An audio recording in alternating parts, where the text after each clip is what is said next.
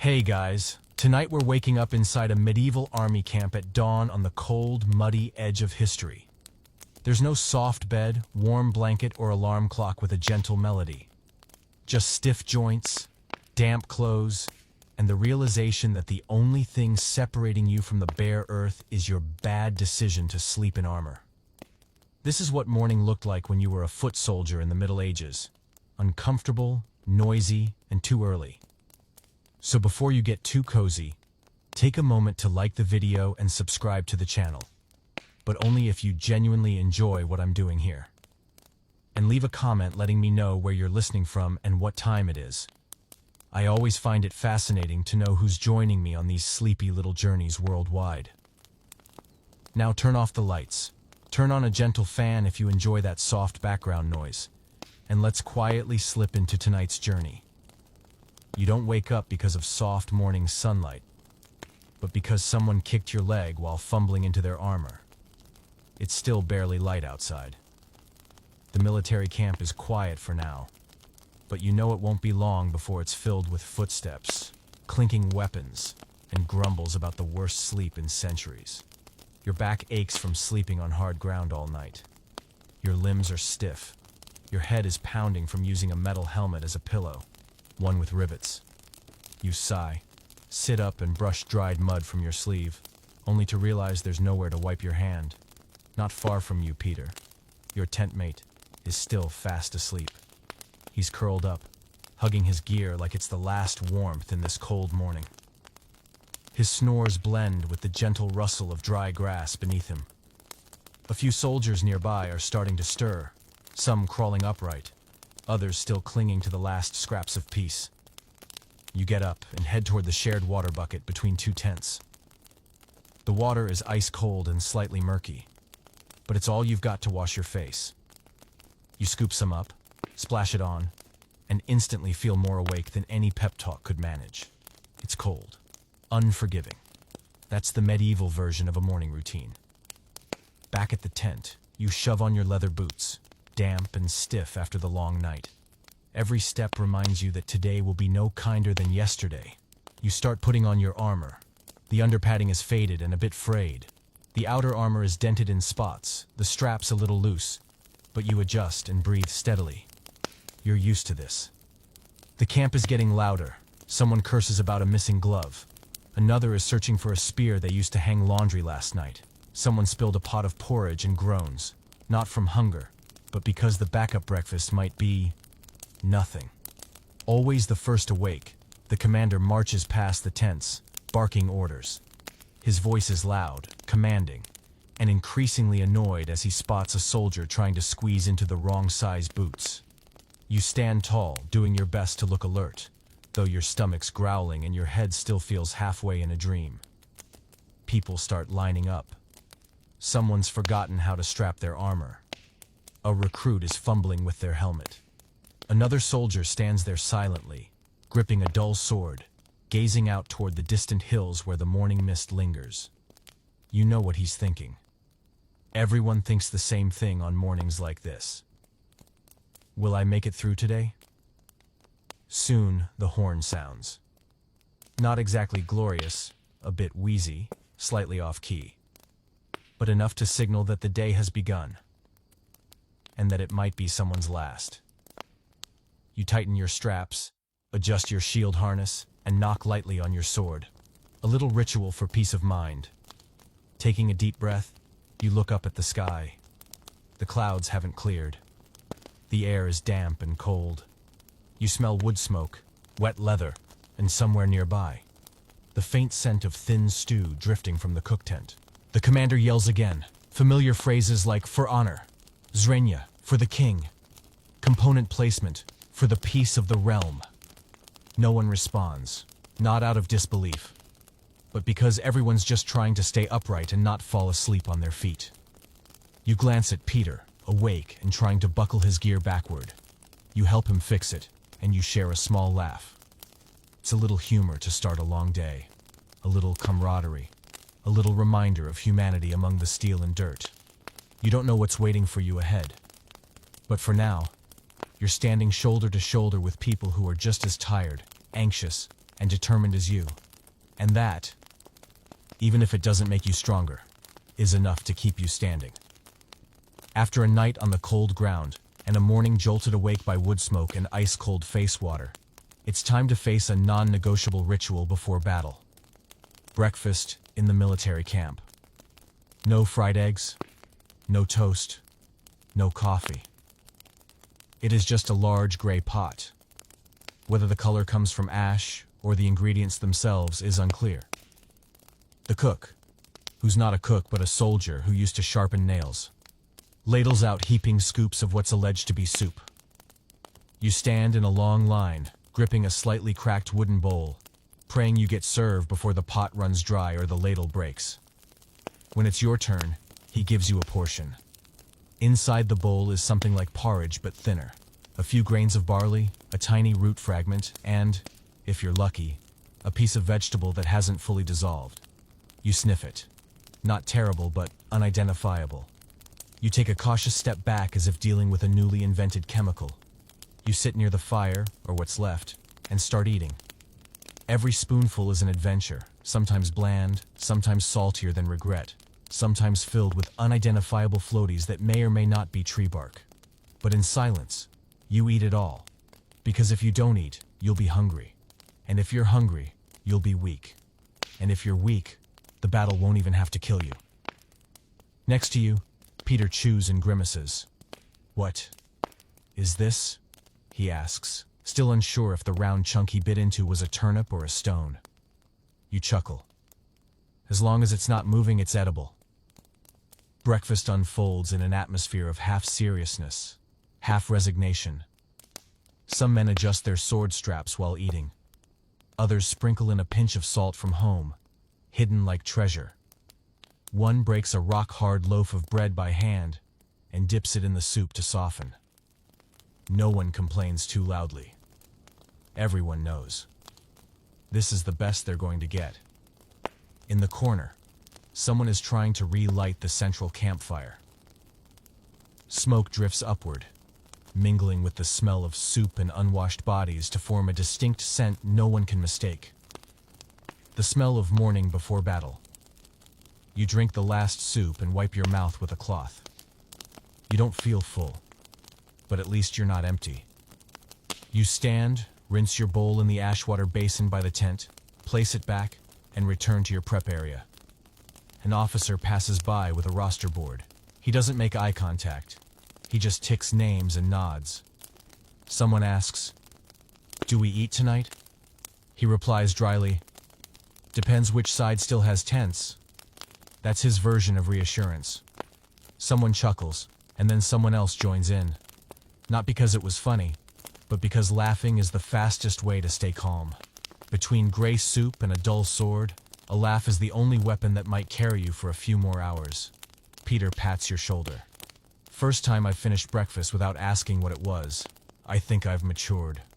You nod, eyes drifting toward the misty hills. Still peaceful, but not for long. You check your armor, tighten the straps, wrap another layer of cloth around your wrist, not for protection, but to feel like you're doing something in your control. And you wait. The morning wind passes gently. Not enough to chill, but enough to remind you that time moves forward. Every second brings you closer to the fight. And the only thing you can do now is breathe, stand straight, and keep breakfast from coming back up for as long as possible. After a hearty breakfast that left only your stomach feeling warm, it's time to face the inevitable ritual. Preparing to march. The battle awaits. And you know, between now and when you lock eyes with the enemy, there will be no time to retie your laces or search for a loose piece of armor. You return to your tent, bending down to gather your belongings. There isn't much. A not-so-new sword, a dented shield, a leather water pouch, a few scraps of hard bread, and a cloth-wrapped image of the Virgin Mary. A gift from your mother before you left. You pack it all into your bag and fasten your belt. The motion is familiar now, but every time you tighten the strap, your chest sinks just a little. Around you, everyone's busy. One soldier sheaths his sword with sharp precision. Another wrestles with a suit of armor patched together with flax twine. Someone else stares off into the distance as if pondering the meaning of life or trying to remember where he left his other sock. Peter is always the last one out and fumbling with his helmet clasp. His face is tense and his hands tremble slightly. You help him adjust the strap and the two of you lock eyes for a moment. No words, none needed. A simple nod is enough. The signal horn sounds, this time more resolute, more clear. Officers walk between the tents, calling out groups by name. Your unit is 4th. Not the best, but not the worst either. They say the worst is Unit 6, where one guy once slept with his shield because he was afraid of being robbed at night. You and your comrades quickly fall into line. Heavy boots thud against the damp earth, creating a strange rhythm. Steady, slow, thoughtful. Overhead, the sky is still overcast. The wind moves through the rows of tents, fluttering the canvas like punctuation marks written by fate. No one knows what lies ahead. Only time has come to go. Your unit is 12 men.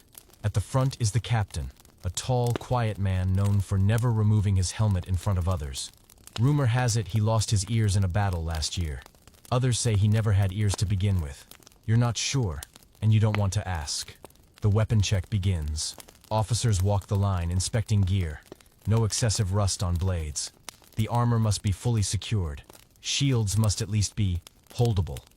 Someone is told to rebuckle their armor because it's on backward. Another is asked to change boots because the soles are falling apart. Though honestly, everyone's boots are falling apart. He just makes a squelching sound with every step. Once inspection ends, you're ordered to move to the front line. Not where immediate combat will happen, but the waiting position. An open field past the tree line, where the air already smells. Anxious. On the way, you catch fragments of hushed conversation. One soldier tells of a battle 2 years ago, where a swarm of bees attacked the troops before they even set out. Another talks about enemy soldiers, supposedly strong, dangerous, but just as scared as anyone. You say nothing. You think of your village, the church bell. Early mornings carrying water with your father. A distant tenderness threads through your thoughts, like a single string connecting you to a quieter world that feels impossibly far away. A gust of wind carries the scent of smoke from the camp. Charcoal, damp leather, and metal, blended into a scent unmistakably known as the smell of pre-battle morning. You march on with your unit. Each step is heavier than usual, because of armor, the mud caked on your boots, and thoughts you haven't quite formed yet. But with each step, you feel an invisible bond growing among those walking beside you. No one jokes. No one complains. Everyone is preparing for their moment. And you, standing in the middle of it all, can only breathe slowly, keep your mind clear, and keep walking. At the staging ground, you stop on command. The formation breaks. Some sit down to rest. A few sneak a bite of stale bread. One soldier closes his eyes, whispering something, maybe a prayer. You take off your helmet, wipe your sweat with your sleeve, and look up at the sky, where the first light of day has just broken over the distant horizon.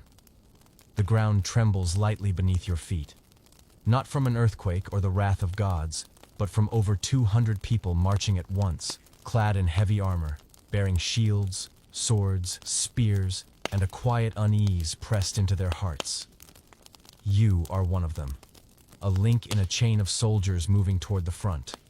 The journey isn't far, only a few miles, but with the weight of steel on your shoulders and mud clinging to your boots, every step feels stretched, as if the road ahead secretly unrolls itself a little farther with each footfall. The army moves in silence across the fields, through a sparse forest, toward a place the map calls Rendezvous Point, and the soldiers simply call the spot where things start to get serious. You match the steady rhythm of the march, your breath slipping past a coarse cloth tied over your mouth. Cold air snakes through gaps in your armor. The sky is overcast, and a mist still clings to the grass. The ground is soft and uncertain underfoot. Mud and tiny stones conspire to keep you off balance. Every slip jolts your heart, but you keep moving. Up front, The captain occasionally turns to check formation. He doesn't speak, only signals with his hands. His gestures are sharp and efficient. They call him the Silent Shadow. Not because he can't talk, but because he knows that silence holds the line together in moments like this. Peter walks beside you, grunting whenever his armor shifts awkwardly on his back. "Wish it weren't this cold," he mutters. You nod. Cold beats heat. The armor doesn't scald your skin, and sweat doesn't pour like rain. The road cuts through a thin forest. Trees stand still, their fallen leaves carpeting the ground. The soldiers' footsteps on dried foliage sound like muffled war drums. Everything seems to slow. Birds call out now and then. A squirrel darts through the underbrush. Even a fleeting moment like that brings a strange calm. Then the trees fall behind. A clearing stretches out before you. In the distance, the horizon remains shrouded in fog. The commander signals a stop. You unbuckle your helmet and lean to stretch your back. Sweat has soaked your collar. Your feet throb, squeezed inside boots for what feels like hours. Someone hands out dry bread and water. You nibble a piece. It tastes like old bark. But no one complains. Everyone knows that you still have a chance if you can still eat. After 10 minutes of rest, the command comes again. Move. This time you cross the marshier ground. The mud is thicker. One soldier in your unit nearly falls as his foot sinks too deep. He's pulled up and patted on the back. No laughter, just quiet reassurance. Every stumble is a reminder. Armor is heavy, but losing your balance is heavier.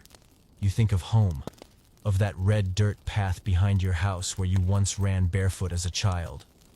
Those same feet are now wrapped in leather and iron, trudging through mud in a formation where no one speaks above a whisper.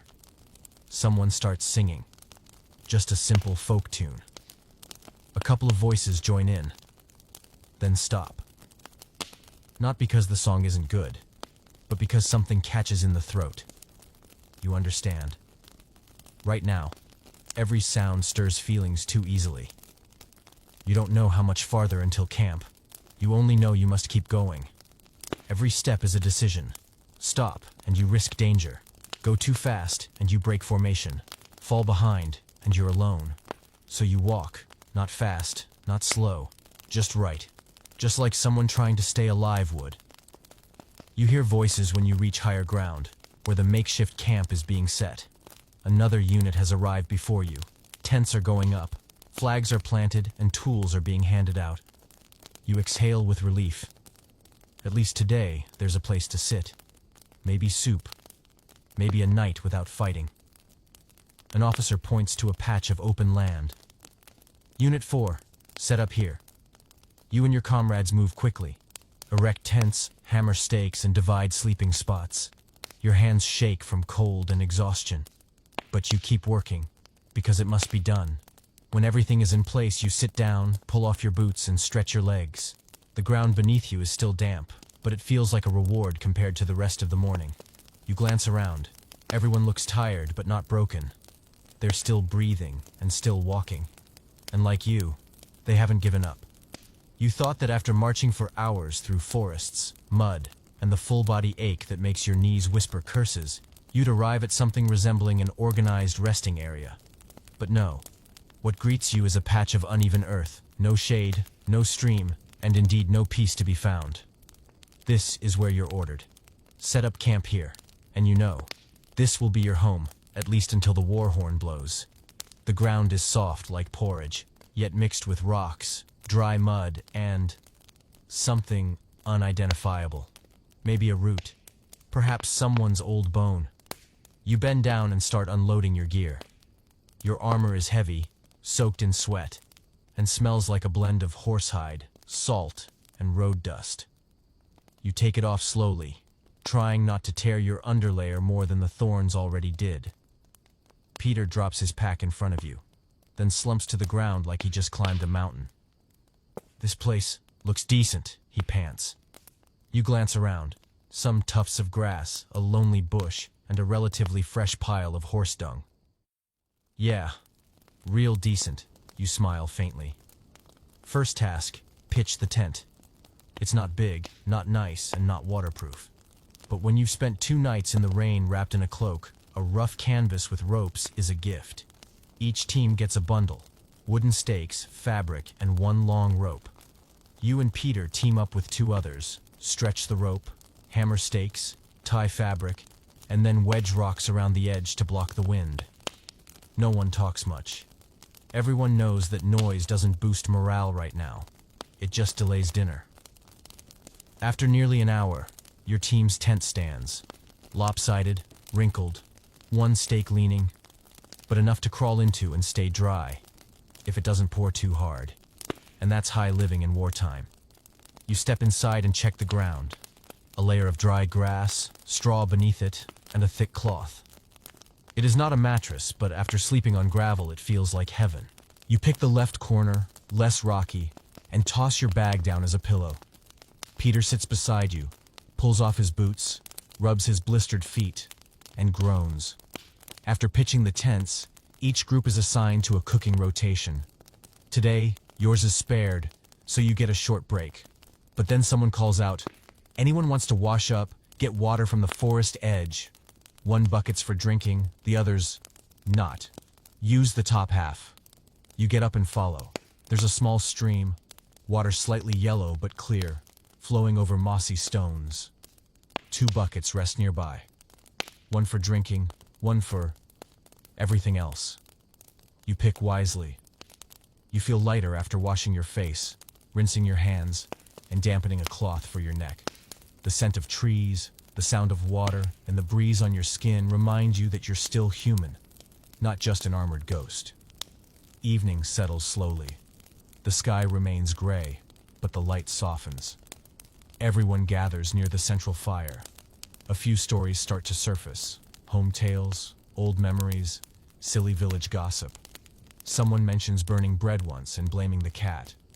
Another recalls slicing their sleeve the first time they held a sword. No one laughs loudly, but eyes soften.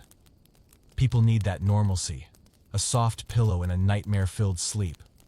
Dinner is served: vegetable soup, dry bread, and a sip of water. Not filling, but warm. And more importantly, no gravel in your teeth.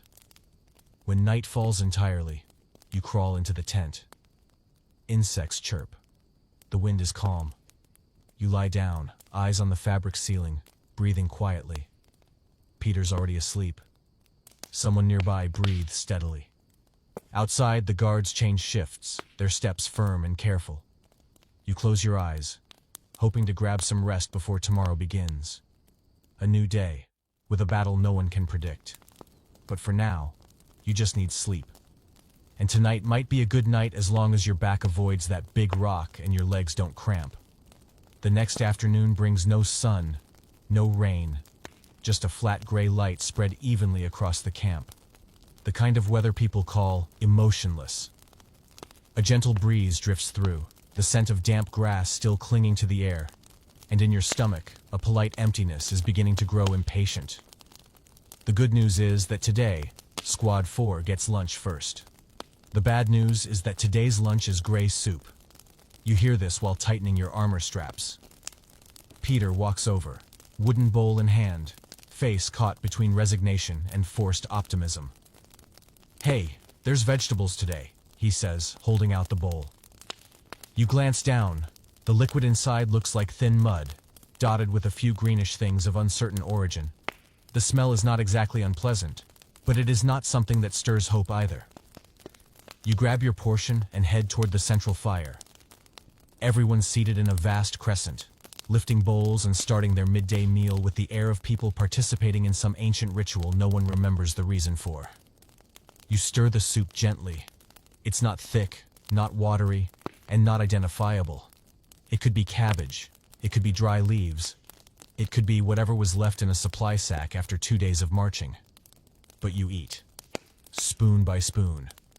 Not because it tastes good, because eating means surviving. Peter bites into something crunchy, frowns, and then swallows. "This might be a turnip, or a soft rock," he mutters. You chuckle, not because the joke is hilarious, but because the air around you needs laughter. Nearby, a soldier tries to enhance his soup with a pinch of salt from a tiny pouch tied to his belt. A family heirloom, no doubt. Everyone watches like he's performing a magic trick. Someone sighs wistfully. You eat slowly, stretching each bite like a brief escape from reality. Every spoonful becomes a quiet moment. No fighting, no marching, no thinking. Just you and a bowl of gray soup beneath a hazy sky and fading trees. As lunch winds down, someone starts a story. Not about battles, about home, childhood. The first time, they held a hoe instead of a sword. One person mentions their cat. She's probably lying on the kitchen roof right now, soaking up the sun. Another recalls the village market, where soup had colors other than dirt. The stories spread gently, without aim. You share too, about a family dinner, the smell of fried shallots in a pan, and the time your mother punished you for skipping school to swim in the river. Someone laughs, not loudly, but warmly. Then someone murmurs, "If this is our last lunch, might as well finish it." It's not a sad line, just a practical one. Everyone nods. No one disagrees. Afterward, you wash your bowl at the edge of the field kitchen, a murky bucket beside a few shared clothes. A quick rinse, then you hang it on the drying rope stretched between two tent poles. Simple. Routine. No instructions are needed, and no discussion is required. Just small rhythms to keep life moving in a place where nothing is specific. The afternoon slides by. No fighting. No news. It's just time drifting past like thin smoke. You stretch your back and settle in a shaded patch. One person sharpens their blade. Another patches a bootstrap. Someone dozes off, helmet resting on their chest like a tiny blanket. Peter leans against a tent post, eyes half closed. "Hope there's no fighting tomorrow," he murmurs. You don't answer. Not because you disagree, but because you're thinking the same thing.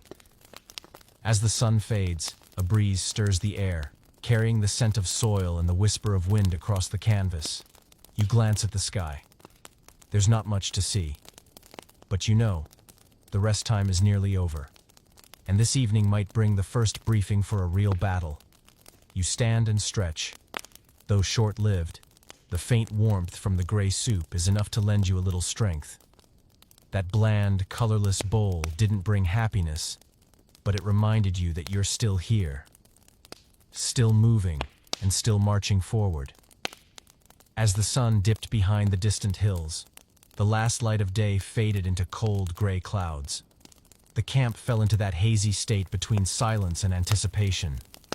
No one said it aloud, but everyone knew tonight would be long. You lie inside the tent. The space is cramped, far from comfortable, but warmer than the open air. Your armor lies neatly beside your head, your weapon within reach. The cloth beneath your back is rumpled, and you suspect you're resting on a sharp stone. But at least you're near the edge of the tent, less likely to be kicked if someone tosses in their sleep. Peter has been lying down for a while now, one arm under his head, eyes open and fixed on the fabric ceiling.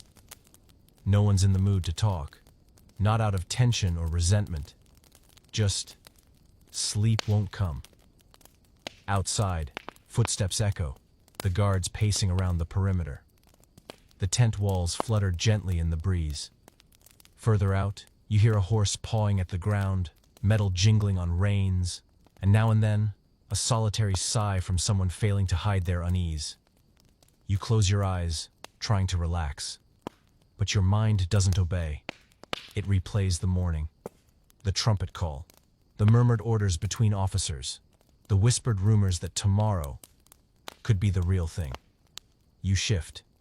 So does Peter. Neither of you speaks, but you understand that sleep won't come easy tonight. The wind whistles through the tent and seems to tell stories. Not fairy tales, but truths. Stories of cold, worry, and what it feels like to lie this close to the earth and still not feel safe. A few soldiers in nearby tents begin to whisper prayers. Nothing loud or formal, just soft, familiar phrases, repeated like breathing. You don't pray, but you listen. There's peace in the rhythm of their voices, like each word is a thread holding someone's thoughts together. Then comes a chuckle. A hushed story follows, about someone who once drank too much corn wine and accidentally called his wife by his ex's name. No loud laughter, just stifled snorts and breathy amusement. A little warmth in the dark. You glance at Peter. He's smiling faintly. "Didn't think stories could feel this comforting," he whispers. You nod gently, as if afraid to wake yourself. Time doesn't pass by the clock anymore. It drips by in breaths, in rustling fabric, in scattered night sounds. Every time you close your eyes, morning pushes back into your mind. Every time you start to drift, your heart taps out a different rhythm, reminding you you're not ready. No one will wake you. There are no bells. But you know, you'll fall behind if you fall too deep asleep. And here, falling behind could mean falling for good. You open your eyes, breathe slowly, and place your hand on the hilt of your sword, not to draw it, just to feel it still there like an anchor in a sea of thoughts. The wind shifts. It carries campfire smoke and mist. A sharp, earthy scent, but familiar. You inhale and exhale, and your eyelids begin to feel heavier. I have not slept yet, but I closed. Peter shifts again. I used to think war meant shouting, swinging swords, charging in.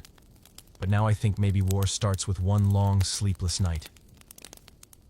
You don't answer. Because at that moment, at last, you begin to drift off.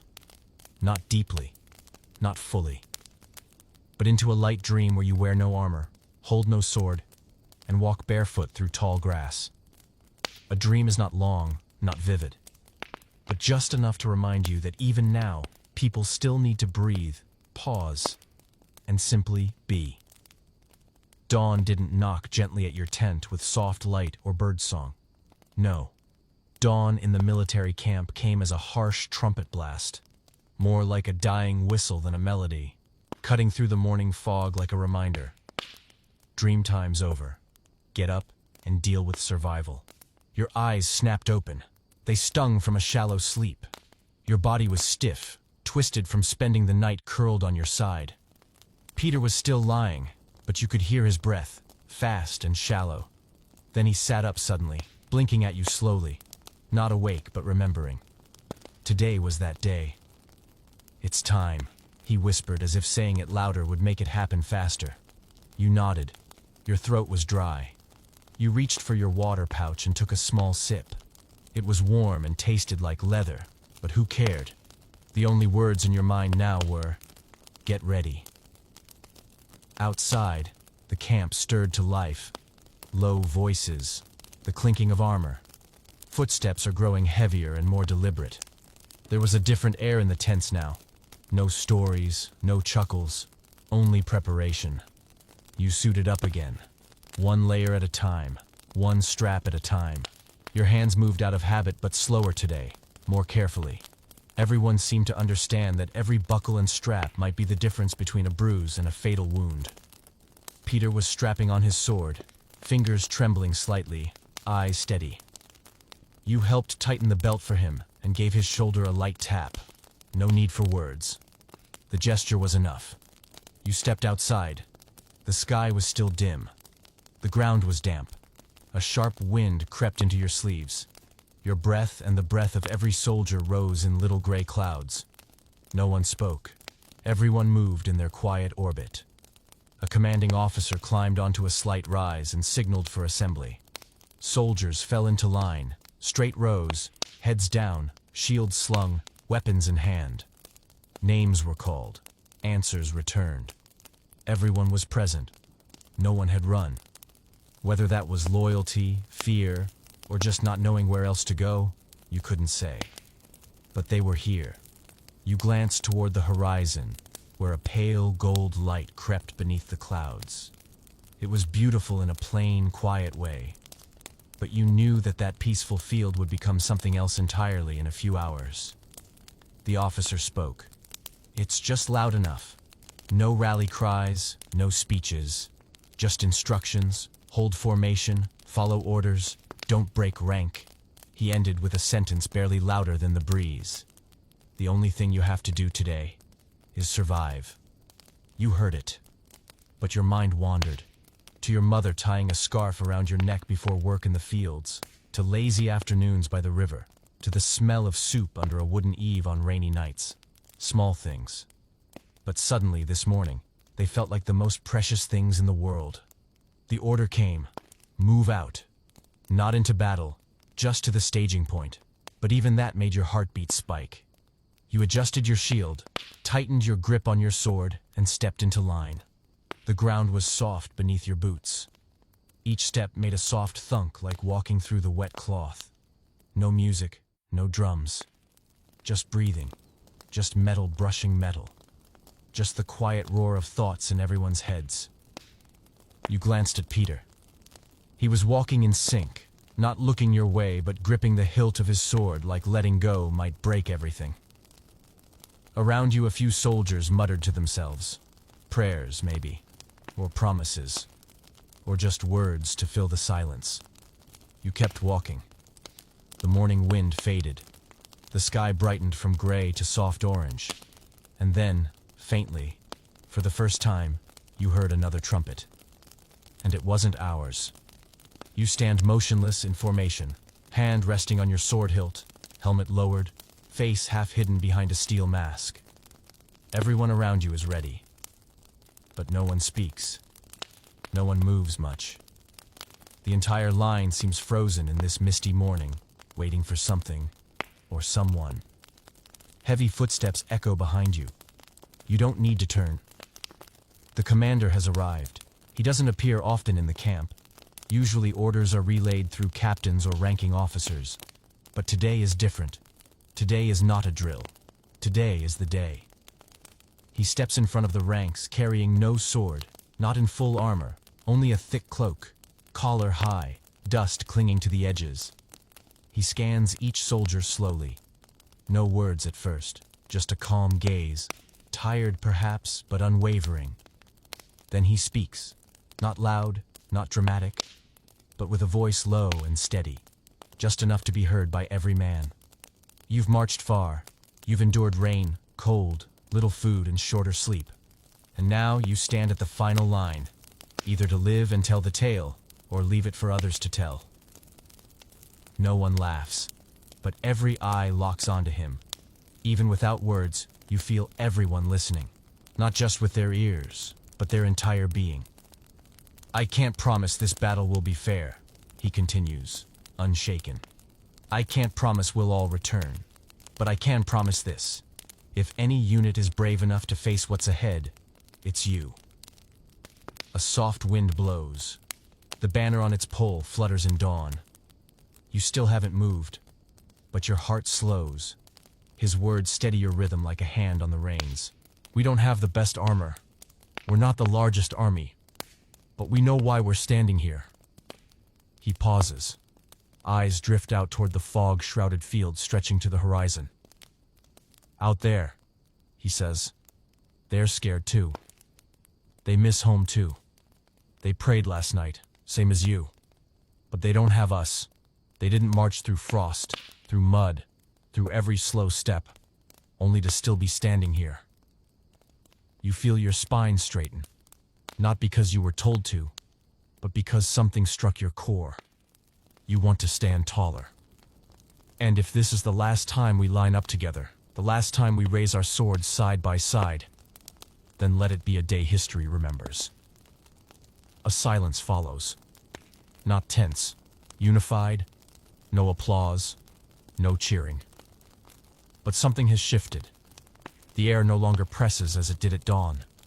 The fear hasn't vanished, but it no longer swallows you whole. Because now you know you are not alone.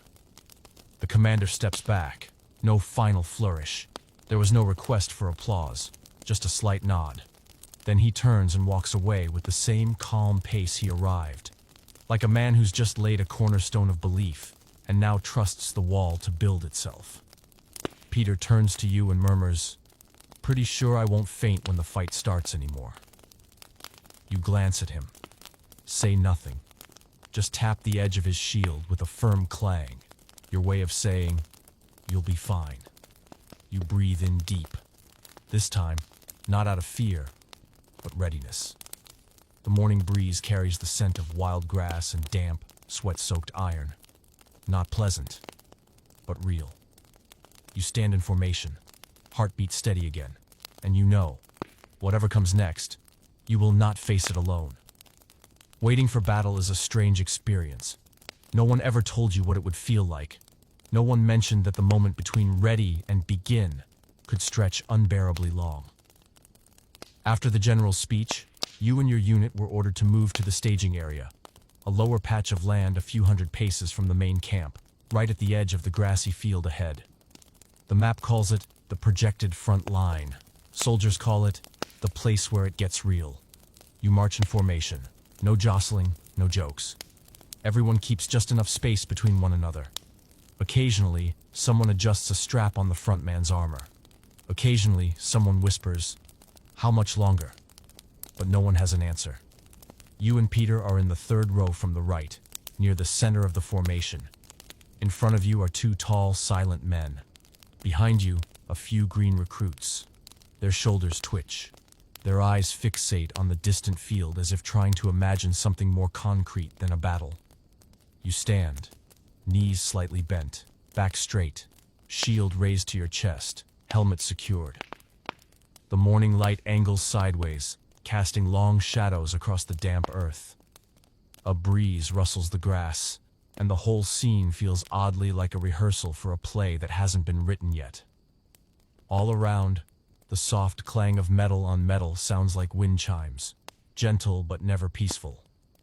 Someone coughs, someone exhales, but no one moves much. Everyone is holding their place, holding their nerve, holding their minds from drifting too far. Peter leans his head slightly and murmurs, "I think waiting might be worse than the fighting." You don't reply, because you're thinking the same thing. You look out across the field. Movement. Figures. Flags fluttering. The enemy is forming ranks too. Not close, but close enough to know they're watching you back. An officer on horseback rides slowly along the line, inspecting. As he passes, you keep your gaze forward, not out of fear, but because all your focus is wrapped around controlling the pace of your heartbeat. The sun climbs higher. Sweat gathers at the nape of your neck, soaking the padded cloth beneath your helmet. Your throat itches, but you can't scratch. And for a moment, you think of the cool, damp cloth your mother used to lay across your forehead when you were sick. There are no clothes now, no mother, only sweat and steel. Another command cuts through the silence. Hold formation. Do not move without the signal. The voice travels like a taut rope stretched from the commander's lungs to the soles of every boot in the dirt. You exhale slowly. Nothing changes. And it's precisely that which unsettles you most. No drums, no war cries, just silence, thick as fog, hanging in the moment before everything happens. Or doesn't. A lone bird calls above. You look up. Not because you care, but because everything else is too tense to stare at. Peter speaks again, oddly calm. "If I live through this, first thing I'm doing is take a hot bath, eat a hunk of meat, and sit completely still for 3 days." You smile. Not because it's funny, but because smiling, like breathing, is one of the few things keeping your mind tethered to now. Someone cracks their knuckles. Another shrugs and resettles their shoulders. Tiny rituals are a defense against the overwhelming unnormalness of the moment. You glance across the field again. The enemy ranks still haven't moved. Maybe they're waiting for a signal too. Maybe they're just as nervous as you are. Time drips. 5 minutes? 20? No one knows. Here, time isn't measured in minutes but in breaths. And then, a drum beat. Not loud, but unmistakable. A resounding, steady thump from your side. Not the call to charge, just a signal. Be ready. Focus. Await the final command. You grip your shield tighter. Your palm is cold, even though the day has warmed. Your heart beats slower now, not from calm, but because your body conserves its last ounces of energy for what's next. You glance at Peter. He's ready too. Neither of you speaks. You don't need to. Everything has already been said, in the way you hold your sword, in the rise and fall of your breath, in the flicker of a glance that says, "If we go down, we go together." The second drumbeat echoed, deeper, firmer, and just like that, the heavy silence shattered, like a rope snapped clean through. The commander at the front raised his arm. You saw it tremble, not from fear, but from having held it up too long in the cold morning air. And then, his hand dropped. The order to charge was shouted. You stepped forward, not running, not yelling, and just walking, precisely as you'd practiced hundreds of times. But this time, it wasn't on a training field, and it wasn't in a village square. This was a real battlefield with real enemies, and every weapon around you was drawn not for show, but for blood. The synchronized thudding of boots against the earth created a sound unlike anything you'd heard. It wasn't loud. It wasn't furious. It was simply real. Like rain falling steadily on a thatched roof, like the groan of oxen pulling through deep soil. But this field held only grass and fear instead of furrows and crops. Your formation moved forward slowly, keeping lines tight. No one broke stride. You felt the bodies beside you, shoulders, elbows, feet, moving like one great wooden machine. Your hand clenched tighter around your sword hilt, not out of panic, but because your body needed something to believe in. Peter was beside you, exhaling sharply. He said nothing, but you could hear his breath, boots, and rhythm. Somehow it steadied you. The enemy formation was now just a few dozen paces away. You could see movement, flags waving. They were forming up too. Not too close yet, but close enough that you knew. They were watching you too. From their side, someone shouted. You couldn't make out the words. Maybe a battle cry, perhaps a name. It didn't matter. What mattered was that the waiting had ended. It was happening. Your officer called out, "Hold the line! Shields up! Do not retreat!" You raised your shield, lowered your stance. The ground underfoot was a little uneven. Your knees tensed but held, and then, impact. There was no cinematic clash. There are no dramatic sparks, just the raw sounds of metal striking metal, heavy breathing, boots skidding over wet grass. You raised your sword to parry a blow. The strike wasn't powerful, but jarred your arm and made your wrist ache. You didn't see your opponent's face. His helmet masked it. But you saw his eyes. Wide. Hesitant. I am just as unsure as you. The battle wasn't chaos. It was a series of sharp, fast moments, one after another. A swing, a block, a retreating step, a raised arm. There wasn't time to think, only to survive. Protect your head, stay upright, keep Peter from going down. "Left side!" Peter shouted. You turned and saw an enemy soldier breaking toward the flank. You and Peter moved together. His sword blocked the first swing. Yours pushed back the next. No one was injured, but none of you were the same as you had been a minute before. Time warped during the fight.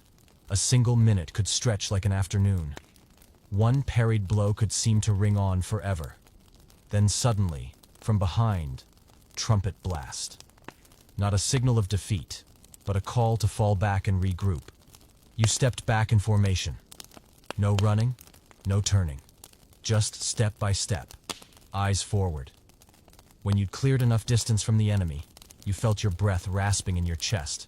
Not from fatigue, but from the sudden realization that you were still alive. Peter was right beside you, blood soaking his shoulder. Not deep. You slipped an arm under him to help him toward the medics stationed behind the lines. No one groaned. No one asked questions. Everyone was too busy, breathing. You collapsed into the grass.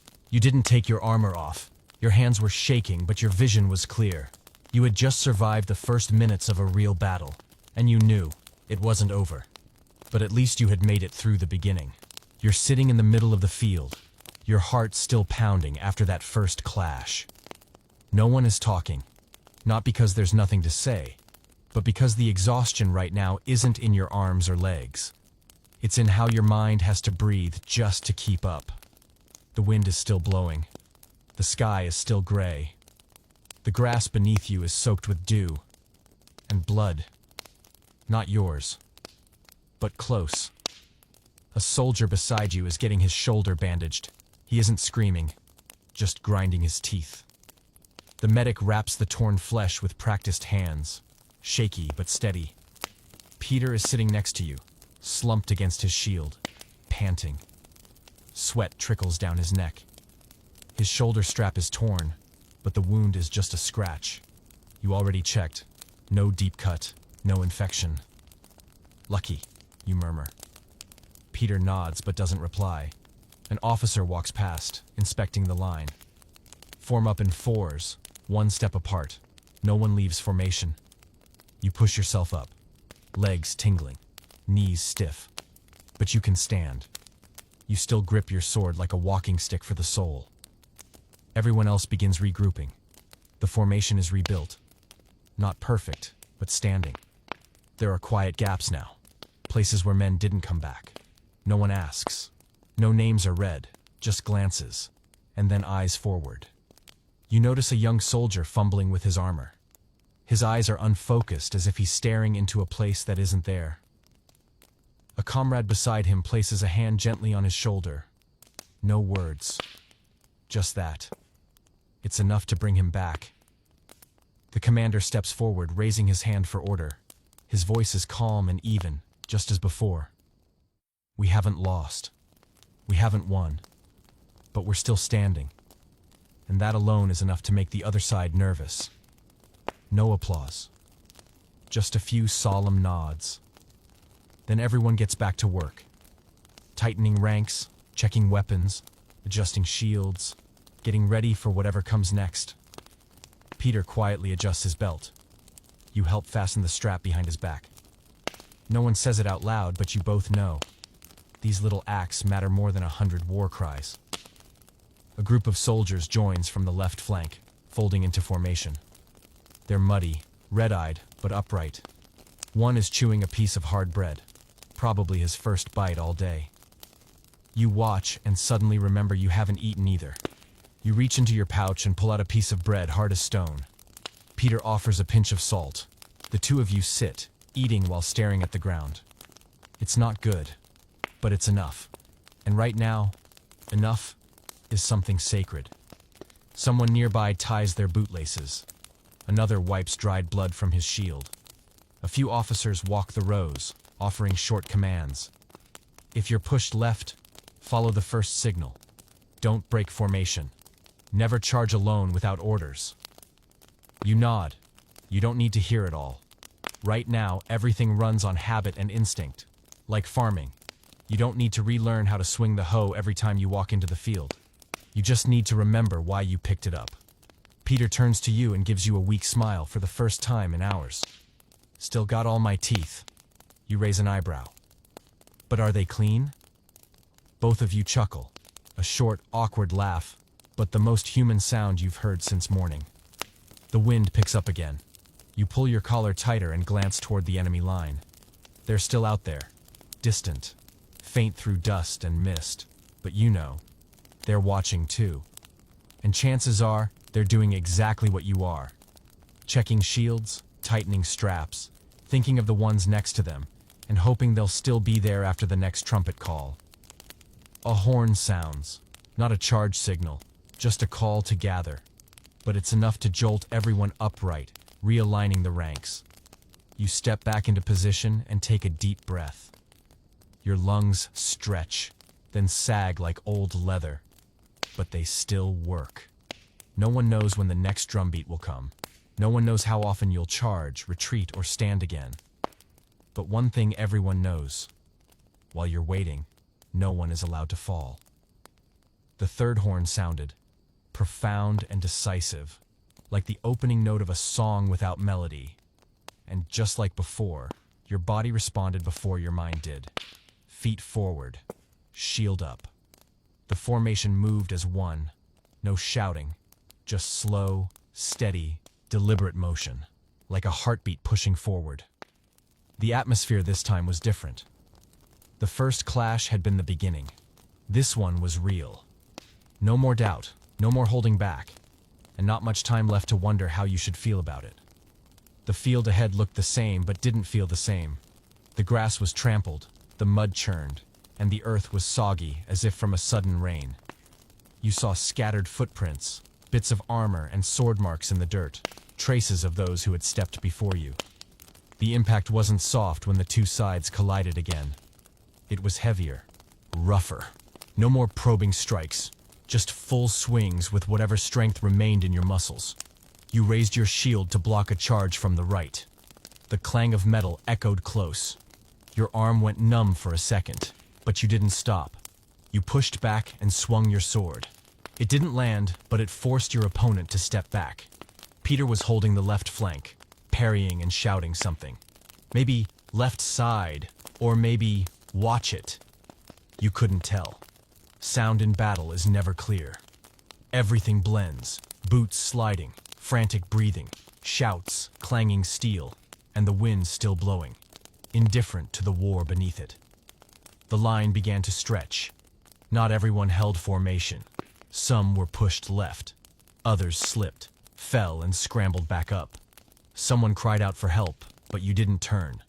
Not because you didn't care, but because turning now would mean leaving your post.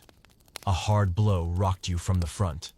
You staggered back and saw an enemy lunging. You swung, missed, but made him hesitate. A soldier beside you blocked for you. You returned to your position. It all happened in seconds, but felt as long as a prayer. You were getting tired, not from effort, from the inability to take a full breath. Every inhale was interrupted by action. Each breath carried an unfinished question. Someone fell right in front of you, a spear strike from afar. You helped him up. No name, no thanks expected. Just instinct, because if it were you, you'd hope someone would do the same. Peter retreated closer, face flushed from exertion. "Left's weak," he panted. You nodded, pulled him one step back, and angled your shield toward the left. Another filled in beside him. No orders are needed. That's when you realize people don't need many words in chaos, just the same rhythm. The clash dragged on like a prolonged rain. Not a storm, but relentless. Each hit was a drop. Each ragged breath, a quiet thunderclap. Strike, block, retreat, advance. Every movement had a purpose, even if you didn't know where it led. Then suddenly, a horn again. The signal to fall back. You didn't have time to exhale. You turned, shielded your back, and began retreating in formation. Falling back wasn't easier than advancing. The ground was slick, legs were aching, and eyes still had to watch behind. But you managed. No panic, no stumbling. Everyone turned and withdrew with the order. Back at the starting line, you dropped to your knees, not from injury. Your legs simply refused to stand. Your hand still gripped your sword, trembling. Sweat ran down your cheek, mixing with the smell of blood and smoke. Your throat was dry, but you didn't drink. You just breathed. Deep. Even. Peter slumped beside you, leaning against his shield. His face was pale, but his eyes were sharp. "You're still here," he said. You nodded. "Yeah, so are you." And that was all that needed to be said. You're still sitting there, back against your shield, hand resting on the sword that, even now, trembles faintly in your grip. A faint streak of dried blood clings on its blade. Not much. No splatter like in the stories. But enough to tell you. You did it. For the first time in your life, you took a human life. Not because you wanted to, not because you hated him, but if you hadn't, the one lying in the dirt would have been you. It happened quickly. A brief moment between two breaths. He lunged. You raised your shield. He slipped. And in that moment, when you could have turned, stepped back, hesitated, you struck. The point of your blade pierced through the gap at his side. Not deep, but enough. He collapsed. No scream, no thrashing, just a choking sound, and then wide eyes staring at you. Startled, empty. You pulled your sword free and stepped back, almost instinctively. Your body still functioned, and your limbs still obeyed. but your heart was beating to a different rhythm. No one praised you. No one stopped to say, "Well done." Everyone was busy surviving their seconds. Only you stood there, sword warm in your hand, with the knowledge that something irreversible had just happened. Now, sitting back in the makeshift camp, you're still not sure if it was the right thing. You don't feel proud. You don't feel stronger. You just feel quiet. Like a space inside you has opened up, where the certainty of never having killed used to be. Peter doesn't ask what happened, but he glances at the blade in your hand, then briefly meets your eyes. Just 1 second. Then he looks away, says nothing. But you know, he understands. You set the sword down gently as if it might speak. You look at your hands. The blood on your gloves has dried and crusted into the folds at your knuckles. Not much, but you see it. A field medic passes by and hands you a canteen. "Drink," he says softly. You take it, sip. The water tastes faintly of leather, but it's cool. You nod in thanks. Then, silence again. In that silence, your mind replays his face. Not clearly, but the eyes. You remember the eyes. A flash of surprise, as if he couldn't believe that you, still barely a soldier, were the last thing he'd ever see. You think of your father. He once told you that hunting wasn't like war. When you kill a deer, it doesn't look at you like that. But when you kill a man, his eyes follow you home, sleep beside you, and sometimes appear in dreams to ask, "Why me?" You have no answer. Only the fact that you lived, and he didn't. Peter pulls out a bit of bread, breaks it in half, and offers you a piece. You take it and chew slowly. It doesn't taste like anything, but it helps your body remember that chewing matters. Eating is surviving, and survival needs a reason. "At first," Peter says, "I thought I'd feel proud if I killed someone. Like in the stories." He chews a bit more, then shakes his head. "But now, it doesn't feel like a story at all." You nod, slowly, then say, "Yeah." No one ever mentions how your hands shake after. The two of you sit in silence. A light wind passes through. Flags on wooden poles flutter. From the field kitchen nearby, firewood crackles like a distant whisper. A soldier walks past, shoulder bandaged. He nods at you. Don't ask. Don't pry. Maybe he did the same thing you did. Perhaps he's done it before. Or maybe he just knows some things don't need telling. You take a deep breath. Your chest still feels heavy, but lighter than before. You glance toward the field. Fewer people are moving around now. The day is leaning toward evening. The sun isn't visible, but its light stretches low, casting your shadow long across the grass. You know this won't be the last time. There'll be another clash. Maybe tomorrow. Maybe tonight. And you know you can't sit here forever, staring with empty eyes and trembling hands. You reach down and pick up your sword. Wipe the blade with a scrap of cloth. Slide it back into its sheath. Stand up. Not quickly, but steadily. Evening falls slowly like a thick curtain being drawn across the sky. The camp no longer echoes with heavy footsteps or the beat of war drums. Instead, there are soft groans, cloth ripping into makeshift bandages, and hushed voices calling to each other through the fading twilight. You stand at the edge of the field infirmary, a strip of coarse fabric stretched between two wooden stakes, peering inside but not stepping closer. The air is thick with the scent of homemade antiseptic brewed from herbs, mingled with blood, sweat, and damp earth. It's not pleasant, but it's not terrible either, because that smell means someone is still trying to heal. Peter is slumped against one of the tent stakes, his wounded shoulder now carefully bandaged. His eyes are half closed, one hand still gripping the sword laid across his lap. Not asleep, just resting. By now, the line between sleeping and waking has all but disappeared. Inside, a soldier groans from a broken leg. Another lie pale and silent, clenching a blood-soaked cloth. A medic leans over, instructing an assistant. Hold the knee. That's it. Press down. Don't let the blood come too fast. You recognize someone lying in the far corner, Alain, from your unit. This morning, he was laughing at Peter's soggy bread. Now he lies motionless, eyes shut, his arm wrapped tightly in blood-stained cloth up to the elbow. Whether he's sleeping or passed out from exhaustion, you can't tell. You step closer, nod to the medic, and sit beside Alain. You don't speak. You don't touch him.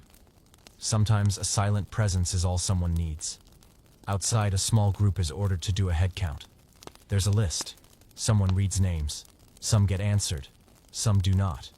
Those who don't answer, no one can say for sure. Maybe they're wounded and stuck somewhere. Perhaps they got separated. Or maybe they're gone.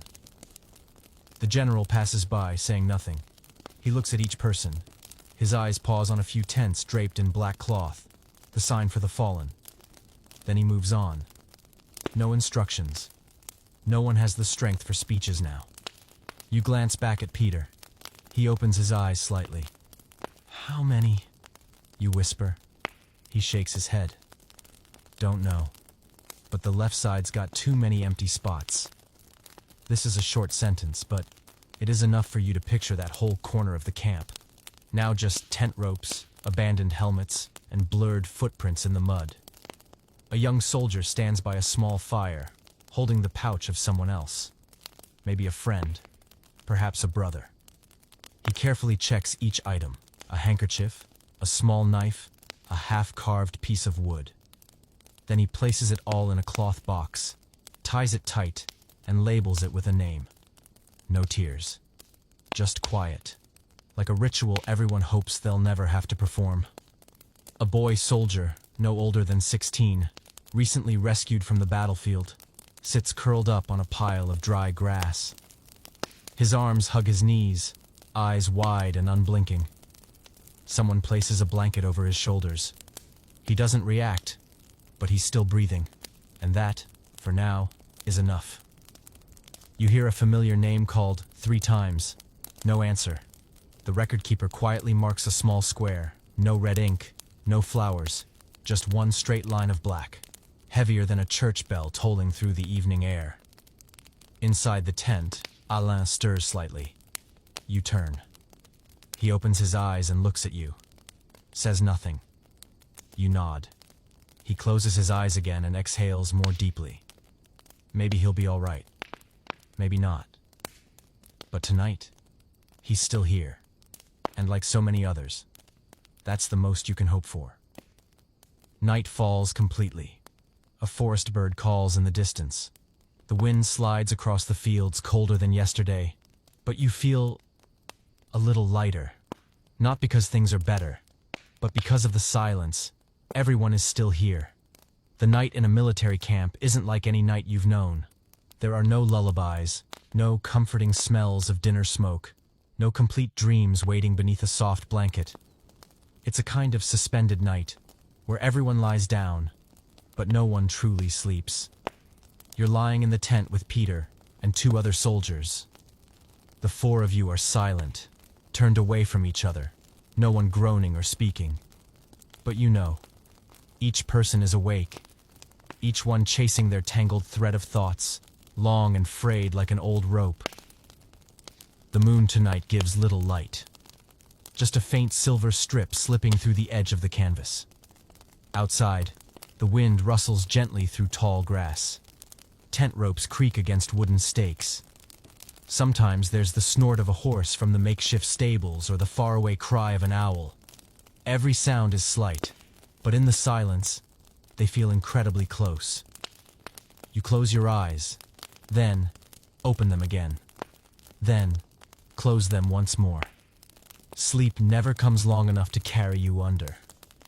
Every time you're about to drift, a memory surfaces. The raised arm with the shield, the face of the man across from you, the swing of your sword, eyes widening. Everything replays in your mind like a hazy negative reel, forever unfinished. Peter shifts. Not the first time tonight. You hear him sigh softly. You don't ask, because you know, if your places were reversed, you wouldn't want to talk either. Someone in the tent begins to whisper a prayer. Not loud, It's not clear enough to make out the words. Just a string of familiar murmurs, trembling like wind through brittle branches. No one stops him, no one praises him, but the sound lifts a bit of the weight, pressing down on the silence.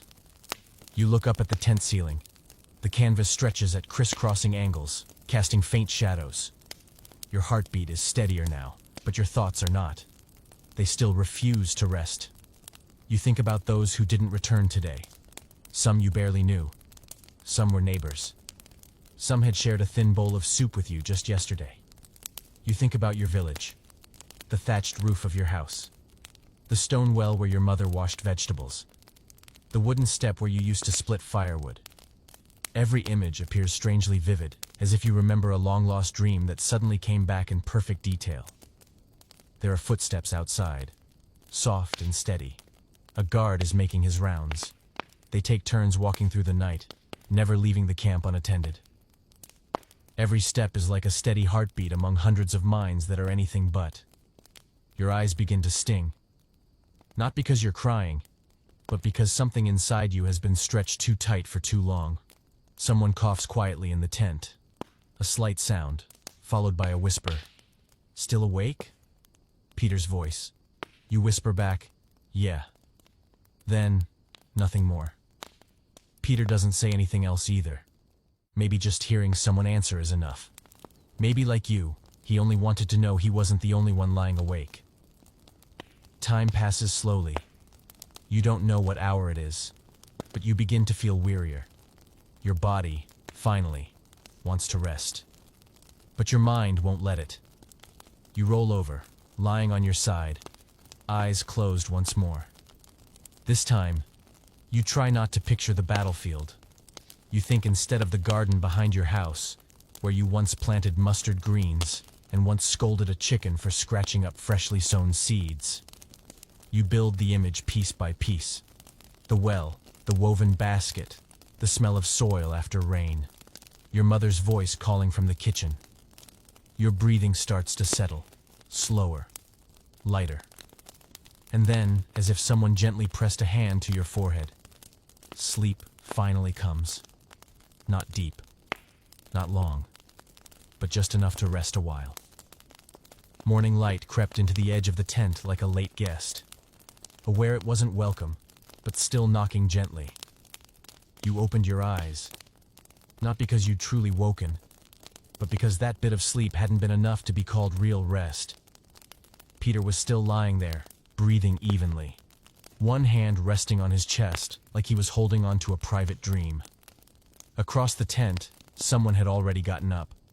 You could hear the rustle of fabric as he tied his shoes and a whisper, like talking to himself, more than to anyone else. You sat up. Your back ached, your neck stiff from a night curled on straw-covered ground. But you were alive, and right now, that was a gift in itself. Outside, the misty morning air made you shiver. The camp was still quiet.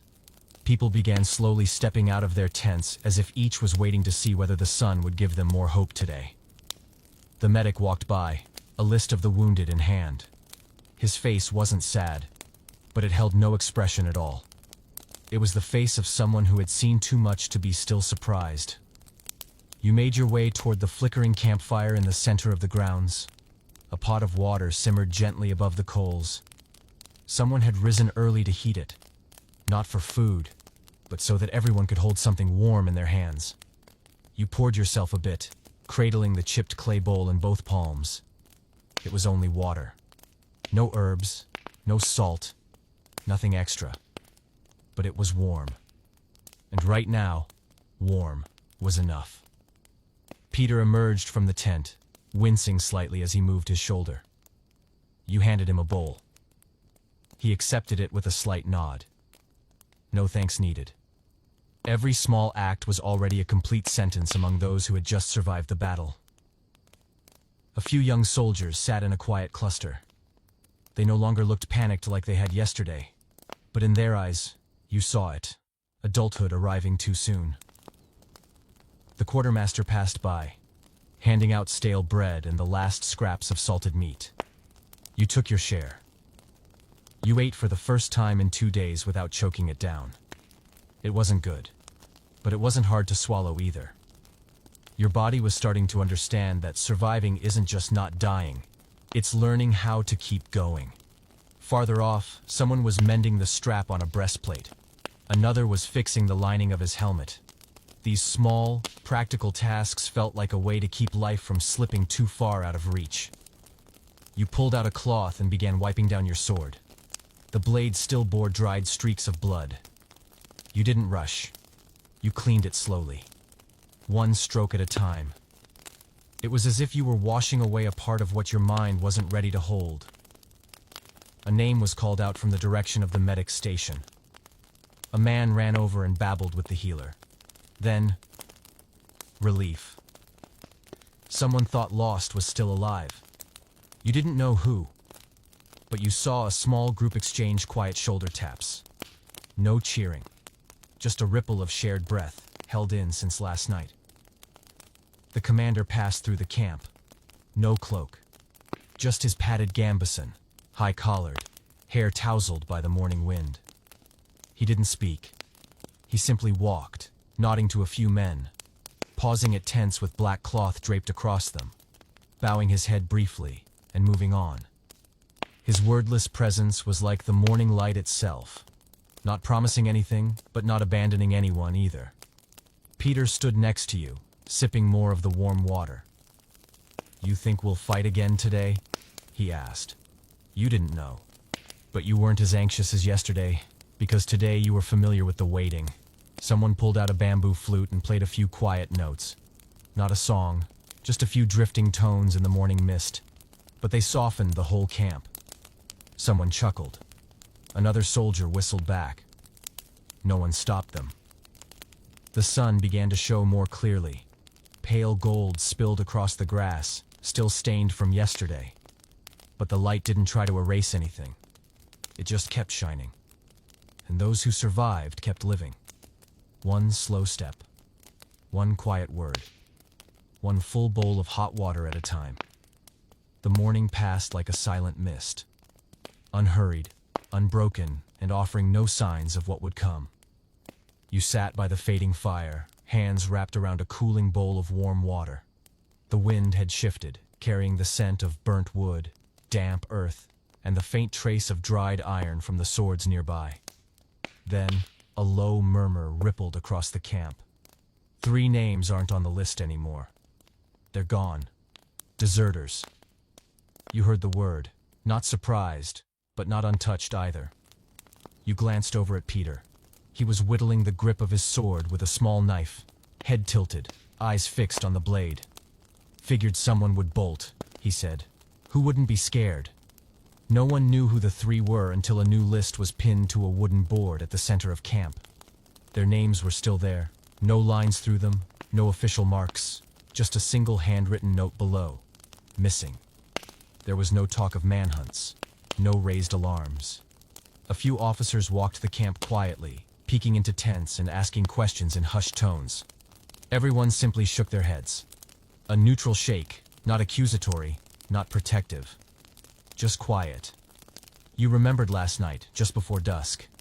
A young soldier passed you saying he was heading to the edge of camp for a bit of air. You hadn't thought twice. Now, he might have been one of the 3. No one knew whether they left out of fear or because they couldn't stand another night like the last. Maybe they lost someone in the fight. Perhaps the stench of blood clinging to their collar became too much. Maybe they just wanted to live and couldn't see life waiting for them here. One wounded man inside the medic's tent muttered, "I thought about running too. But with a leg like this, guess I was meant to stay." It wasn't bitter, but it wasn't resignation either. Peter looked toward the tree line beyond the camp. "If it were me," he said slowly, "I'd leave when the moon rose. Wind at my back, grass tall enough to hide in. No one would notice." He paused, scratching his head. "But I think if I left, I'd never be able to look myself in the mirror again." You stayed silent, because the truth was, you didn't know what you'd do if you were in their place. You didn't feel angry or betrayed, just sad. The kind of soft, quiet sadness you feel when you find a broken bowl in the kitchen, and no one admits they dropped it. That afternoon, the commander didn't bring it up. The general didn't call for a complete assembly to scold or punish. No collective discipline. No threats. Just silence, drawn over the camp like a thick cloth covering everyone's thoughts. People kept doing what they were doing.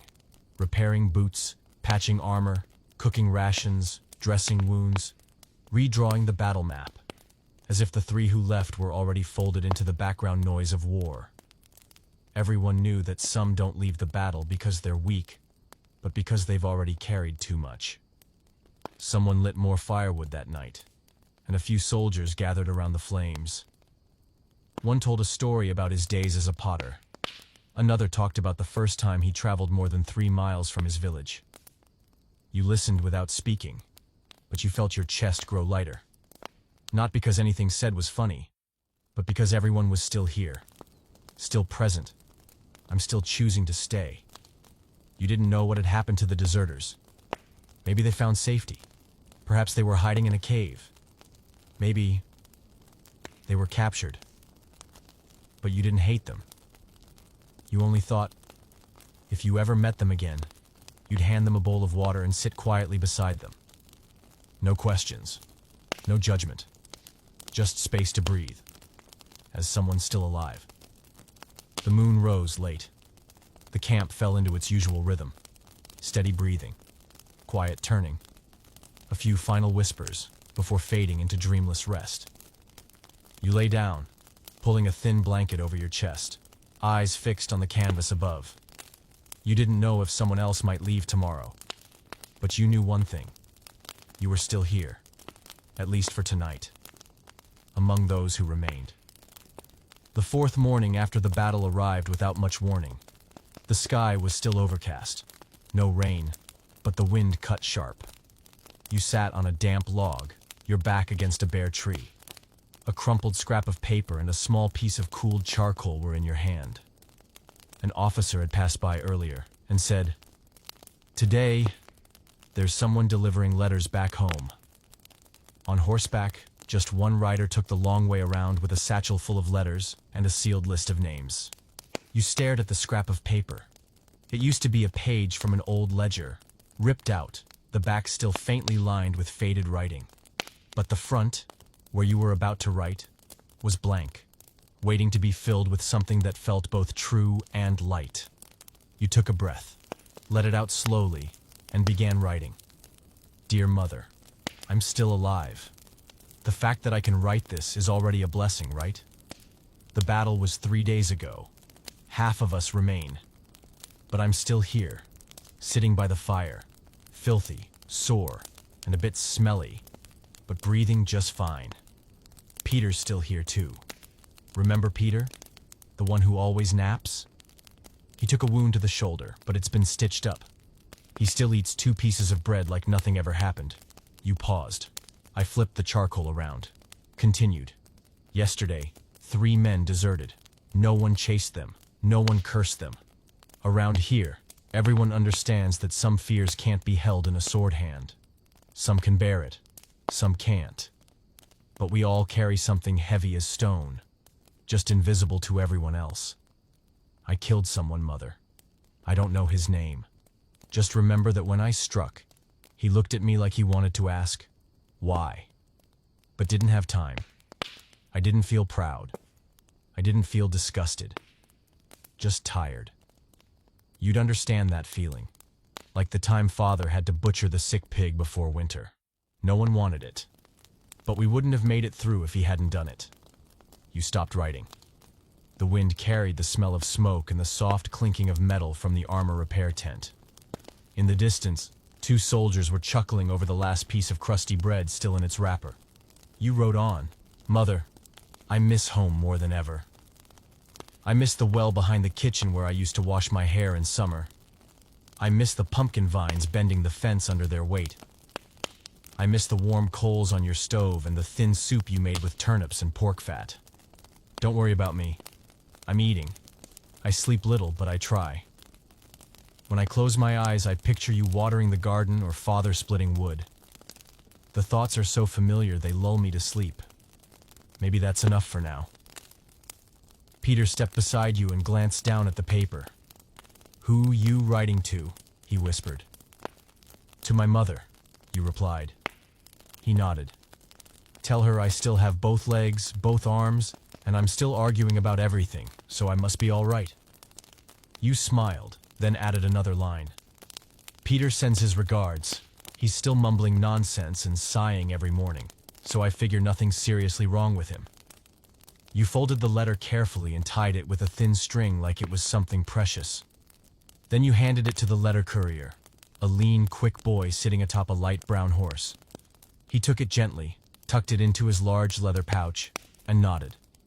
No promises are needed. Just a look that said, "I'll take it. Far. Far." As the courier rode out, everyone turned to watch. No one waved, no cheers. But inside, each person quietly sensed something of themselves with that fading silhouette. Because in a place like this, sometimes a small letter is the only fragile thread that ties you back to real life. The one with seasons, hearths, warm beds, and people waiting. You returned to your seat and drank the last warm water from your bowl. And you felt your chest a little lighter, as if you'd mailed away a piece of your worry. And now you could breathe a little easier, at least for today. That night, you were called for patrol. No warning. Just a quiet voice outside the tent as you were about to curl up in your old straw blanket. 4th Unit, your shift. 1 guard every 10 steps. Follow the northern tree line. You sat up and pulled on your thin coat. The wind outside wasn't skin-cutting cold, but cold enough to make anyone hesitate before leaving their warm blanket. Peter groaned softly in the tent. "Heading out already?" You nodded, patting his shoulder. "I've got the first shift." You sleep. You stepped outside, a small shield slung over your shoulder, your sword strapped across your back. Not because you expected to fight, but because it was the rule. "No patrols with empty hands," your captain once said. The night was dark, but not pitch black. A crescent moon hung low, just enough light to walk without a torch. The wind whispered through tall grass and dry trees along the edge of camp. The ground beneath your boots was soft, mud mixed with wild grass, and something rustled in the leaves. Probably a squirrel, or wind, or your imagination. You walked with 3 others, spaced a few steps apart. No one spoke, only the soft crunch of boots on the soil and steady breaths. Now and then, someone would signal, "Left, hold, look," with practiced gestures learned in your first week at camp. Night patrol wasn't about fighting, it was about watching over the quiet. You weren't hoping for an encounter. You were hoping the path stayed empty, and the only sounds were rustling leaves and your breath. You remembered what an old soldier once told you. The scariest thing on night patrol isn't the enemy. It's when nothing happens, and your mind starts filling in the silence. You figured he was right. Halfway around the camp, your group paused for a short rest. No one complained, but everyone stretched their legs, rolled their wrists, and glanced around as if trying to spot something, though there was nothing but shadows and still grass. One man pulled a scrap of bread from his pocket and chewed slowly. Another exhaled sharply, trying to chase off the unease clinging to his collar. You just listened. The wind in the trees, the soft breathing of horses in the distance, the faint creak of wood from the camp behind you. Nothing unusual happened on your patrol, but every step felt heavier than any walk you'd taken, not from fear, just that everything carried more weight in the dark. You turned to the man next to you.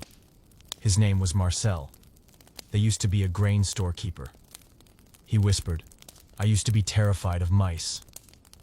Now, I see one, and I don't even blink." You chuckled softly. "Now we're only scared of people." Marcel nodded. I didn't say more, a straightforward sentence, heavy as a midnight prayer. When you reached the camp gate, the sentry nodded. No questions. You and your group returned your shields, undid your coat straps, and drifted off in different directions. No one said goodnight, because everyone knew sleep wasn't simple anymore. You returned to your tent. Peter was still lying there, but his eyes were open. "How was it?" he asked quietly. "Nothing happened," you replied, unlacing your boots. "All quiet." "Too quiet is scary too," Peter mumbled. You didn't respond. Just wrap yourself in the blanket, eyes on the tent ceiling. 1 hour of patrol, 3 men beside you. Over 2,000 steps, not a single shout, not a single enemy. But inside you, something felt both heavier and lighter. Patrols aren't meant to find anything. They're meant to prove peace exists, if someone's willing to guard it. Day 5 since the Great Battle. The air was still cold, and the camp still carried the same heavy silence that had settled in nights before. But this morning, as you stepped out of the tent, something in the air felt off. The fire huddled Peter, dry bread in his mouth, hands wrapped around a steaming cup of water, eyes squinting with mischief. You frowned. "What?" He nodded toward a corner of the camp. "Just look." You followed his gaze. On the captain's shield, someone had drawn, using charcoal, a crude, lopsided face, round head, crossed eyes, a fish-lipped frown. Below it, scribbled in rough letters, "The greatest warrior in camp." You couldn't help it. You laughed. Laughed. The kind of laugh that didn't carry tension or hide weariness. Just pure, simple laughter. The captain, whose shield had become a canvas, came out shortly after. He stared at the drawing, sighed, and muttered, "Whoever did this, clean it off. Though, decent work." Then he walked away. No one confessed, but everyone chuckled. After the plain breakfast, another prank surfaced. Someone had stuffed a handful of dry grass into a soldier's boot. He shoved his foot in, yelped, screamed, "Forest bug!" and jumped like he'd stepped on a wasp. The entire camp burst into laughter. Even he did. You thought laughter existed after the drums, swords, and fear. It didn't heal wounds, didn't chase away the cold, but it kept something human alive. Peter played his part too. He loosened a strap on your armor so that your shoulder guard slipped after 2 steps. You turned to glare, but he just whistled innocently. Then, as you bent down to fix it, he dropped a small onion into your armor. "Forwarding off evil," he grinned. "And the smell." You rolled your eyes, but laughed anyway. That evening, around the fire, someone started telling jokes. Nothing crude, nothing loud. Just simple stories, like the blacksmith who married his own wife by mistake, or the village cow that could sing. Each tale rolled through the camp like a soft ripple, lifting the weight from everyone's shoulders. One old soldier shared, "Early in the campaign, I mixed a bag of salt with the laxatives." The whole squad spent a day sprinting to the bushes. The camp howled. Peter leaned on your shoulder, wheezing. So did you. Not because it was the funniest thing ever, but because your facial muscles had forgotten how it felt to laugh freely. The final prank of the day was a classic. Someone dusted ash over a taut canvas sheet above a tent. The ash fell like snow over his head when the deputy yanked the line. He shrieked, then burst out laughing. No punishment followed. That day, everyone needed a laugh. You realized that laughing during the war wasn't disrespect. It was how you reminded each other that you were still human. Not machines, not walking corpses, but people, with sore muscles and hearts that still knew how to beat. Night fell. You lay beside Peter, arms around your old blanket. He was still giggling, remembering the grass-filled boot. "Tomorrow I'm stuffing a carrot into someone's shoe," he muttered. You smiled. "As long as it's not mine." He sat up. No promises. You pulled the blanket over your head. Sleep. That's enough laughing for one day. Not everyone stays until the final battle. Some are ordered to return due to injury. Some are chosen as messengers, and some simply have nothing left to fight for. That afternoon, after the usual dry bread and salted meat meal, you saw a small group preparing their packs. Just 3 of them.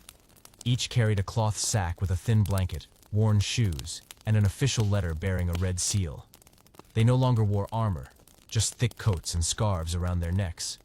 Their faces were dusty, but their eyes glimmered, not with joy but relief. Peter whispered, "They're going home." You watched them, not with envy, not with regret.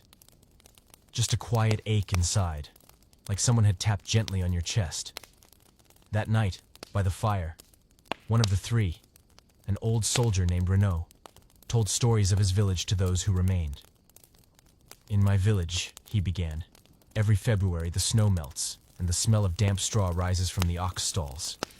The children play hide and seek in haystacks taller than themselves. One time, a boy wandered all the way to old Madame Eloise's cabbage patch. She scolded him like the devil, and he just grinned the whole time." No one interrupted. No one drifted off. Everyone listened. "And my wife?"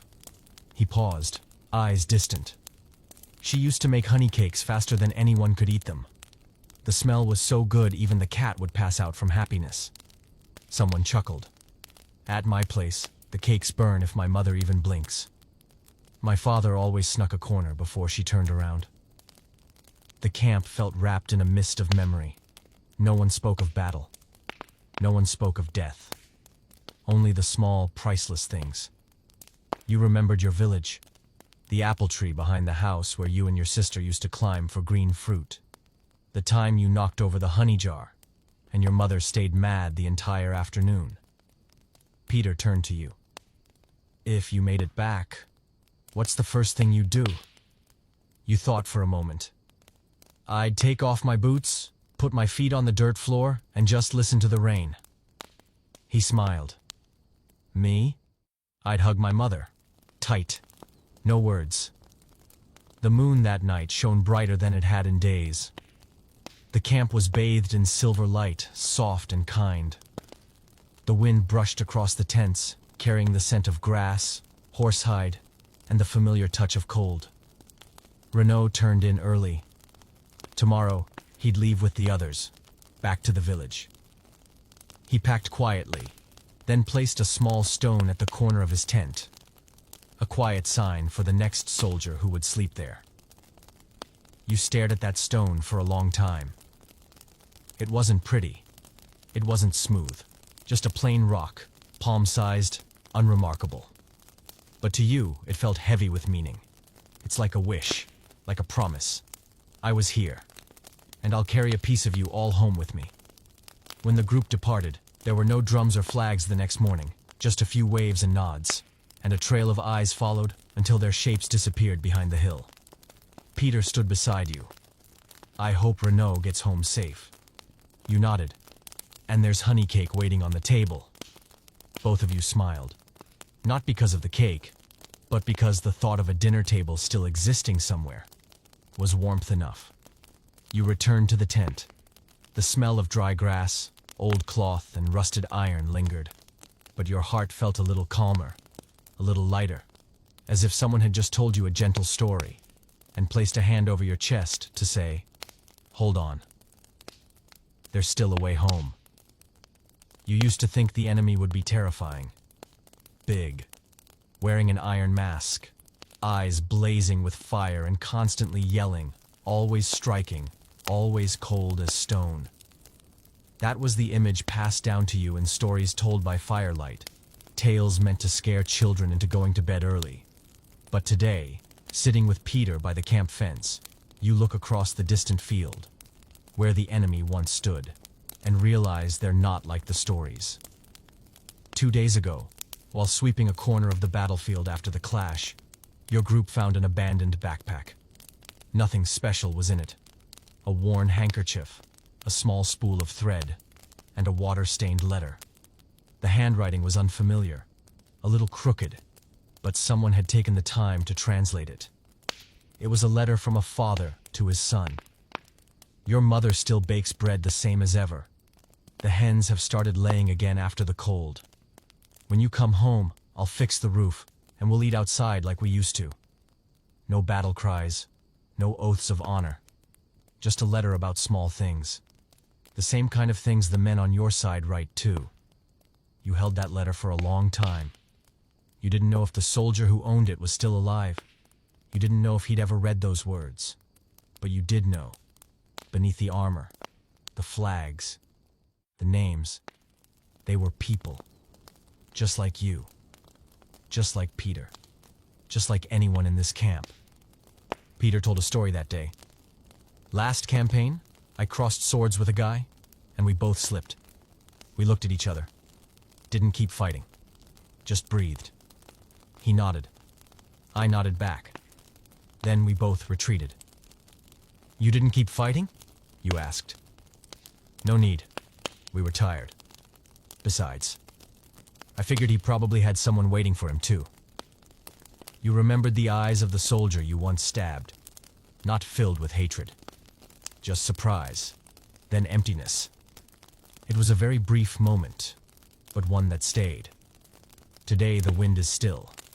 While fetching water, you noticed a thin wisp of smoke rising from the forest's edge, where the enemy had camped. No gunshots, no alarms. It's just kitchen smoke. You paused. Then, I kept walking. Not in a rush. But I'm not hesitating either. That evening by the fire, someone brought out a small guitar. Someone from the supply tent had found it in an abandoned crate. One string was broken, but I could still play a few simple notes. The melody wasn't clear. Maybe a village tune. Maybe improvised. But it floated, through the wind, past the tents, over the fence, and perhaps someone on the other side heard it too. You don't know if you'd recognize today's enemy if you met them again. Maybe they shave. Perhaps they wear different clothes. Maybe they sigh at the end of a long day. But one thing you're certain of. The enemy isn't someone you hate. It's someone you're forced to face. Not out of vengeance. Not for glory. But because history has placed you on opposite ends of a blade. Peter said that night, "If this war ever ends, I want to buy a guy from the other side a beer." You nodded. "As long as he doesn't stab me first." Both of you laughed softly, then fell silent. But it was the kind of silence that no longer felt heavy. That afternoon, the camp was livelier than usual. Not because of any drum rolls, nor because the enemy was at the gates, but because of a rumor. Someone claimed to have overheard a high-ranking officer whispering to the quartermaster that a retreat order was coming. Someone else swore, "It's not a retreat, it's a relocation to a new land with less blood and more wheat." No one knew which story was true, but in camp, rumors were like cooking smoke. You didn't need a big fire for it to spread. It slipped into every corner, clung to every ear, every passing greeting. You were washing your hands at the well when you heard two young soldiers chatting. "I heard another army is coming over the mountain to support us. They're bringing fruit jam." You looked up and smirked. "Jam, huh?" "Yeah, real jam. With raisins too, from the south." You dried your hands and said nothing. Why ruin someone's hope? Sometimes even the silliest rumor gets people through a freezing afternoon. Peter said, "I heard the general's planning to marry the daughter of the tavern keeper in the next village." "Which tavern?" you asked. He winked. "Haven't checked, but romantic, right?" You laughed. Not because of the story, but because of how Peter said it, like a cool breeze brushing your face. As night fell, the cooking tent buzzed louder than usual. Someone swore they saw a strange flag raised to the north. Another claimed to have heard hooves at noon, unlike the usual ones. Could be reinforcements. Or the enemy changing tactics. Or villagers out hunting. Every guess made sense, but no one was certain. And because no one was certain, the guessing never stopped. A game that never ended. You sat by the fire, warming your shoes, while someone told a childhood tale. "I used to think dragons were real. My mom said if I didn't sleep, a dragon would come get me. I believed her till I was 10. Another chimed in. "I was told if I swore, the village priest would come shave my head."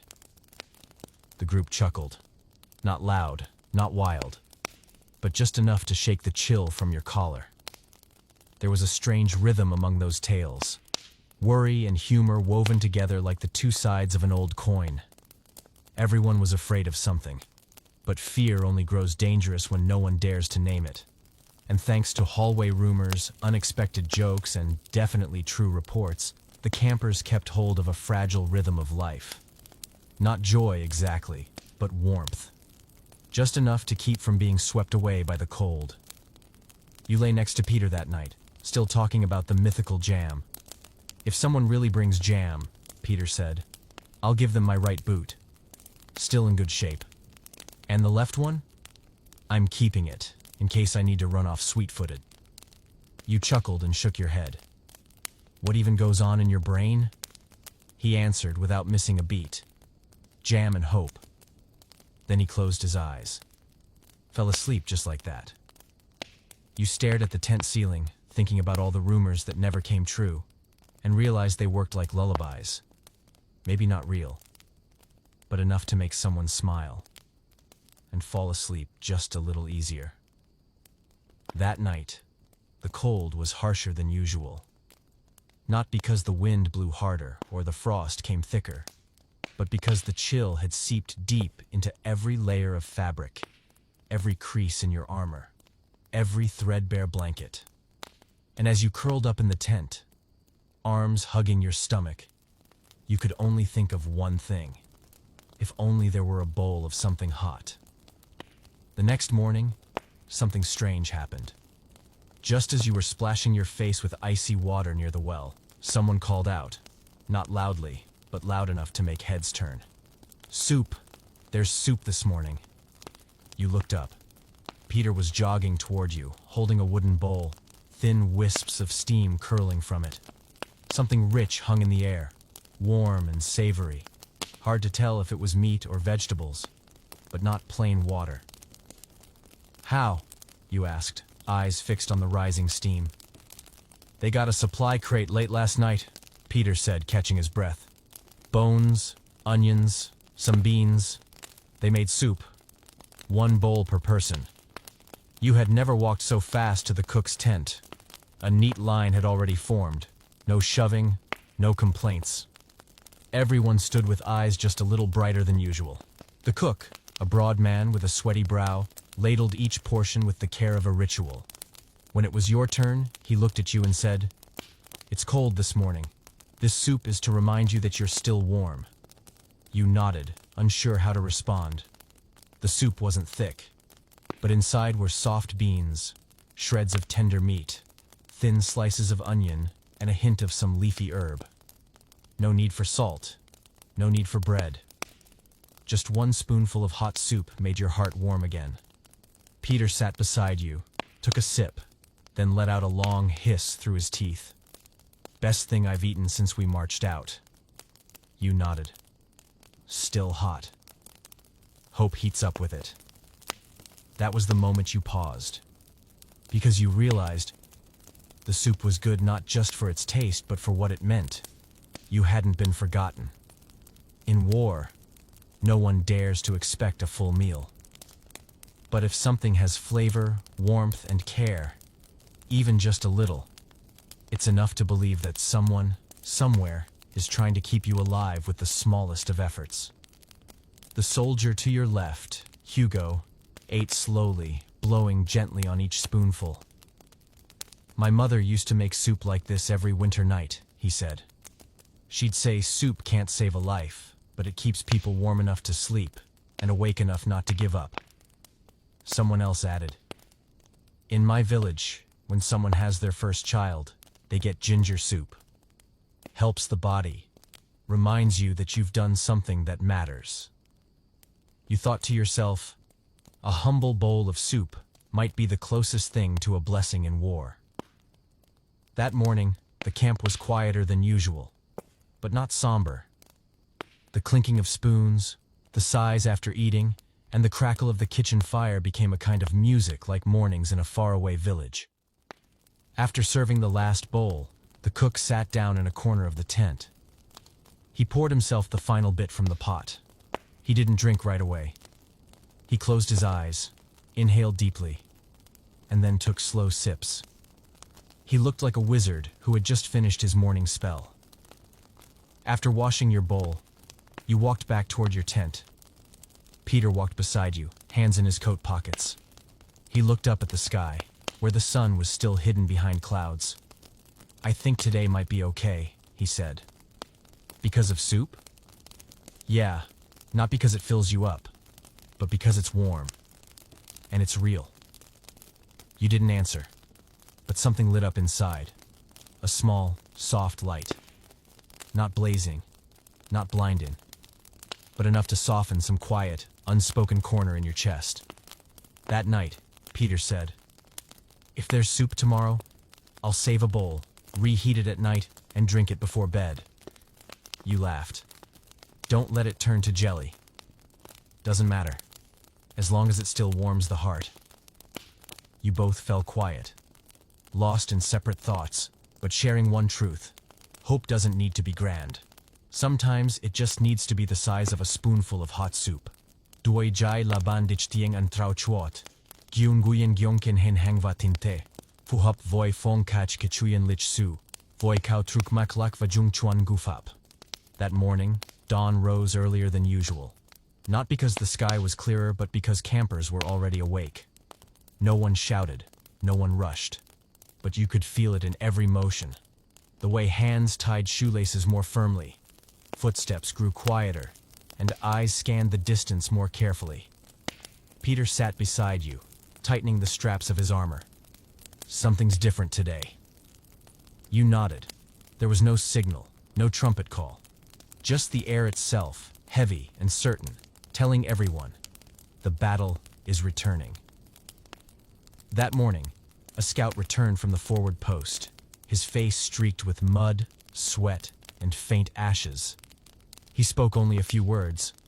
"They're moving. Fast. They could attack within 2 days. Maybe sooner." No one panicked. No one shouted. A long, quiet sigh spread from man to man like a ripple across still water. An older soldier stood up and silently tightened the strap across his chest. Another checked the arrows in his quiver. Everyone knew what to do, as if they'd been waiting for this moment all along. Peter took out a small cloth from his pocket and wiped his sword. "I'm not ready to fight again," he said. "No one is." "Yeah, but we will." You said nothing. You began cleaning your shield. Among the preparations, you noticed small, quiet rituals. Someone tied a red string around the shaft of their spear, perhaps a private symbol. Another tucked a coin into his shirt, not for spending, but for luck. Someone else carved a lover's name into the hilt of their sword with a dull blade. What did you do? You took the thin scarf your mother gave you before the farewell and tied it around your wrist, hidden beneath your sleeve. Not for anyone else to see, but to remind yourself, you are someone's child.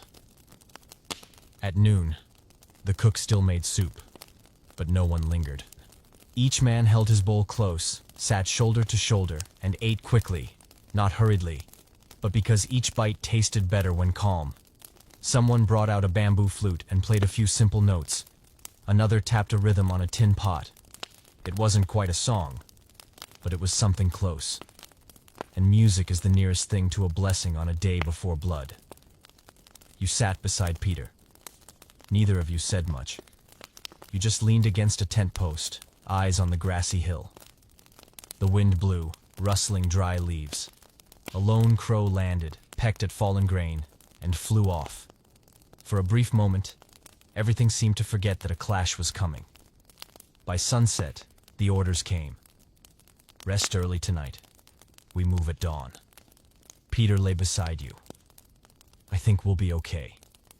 And if we're not, you said, at least we'll face it with our heads up. He chuckled softly, and hope the wind is on our side. That night, everyone lay down early. No songs, no jokes. But each person murmured something small, just enough to remind themselves, we are still here. We still have each other. You pulled your blanket up to your chin, eyes on the tent roof. Beside you, Peter's breathing slowed. Far off, the steady steps of a guard circled the camp, calm and patient. The moon rose late, casting pale silver light through the seams of the canvas. You closed your eyes, not hoping for a long sleep, just a few quiet minutes. Enough to steady the heart. Because tomorrow, the battle will return, and you will rise again alongside those you've come to know in the dark and by the fire.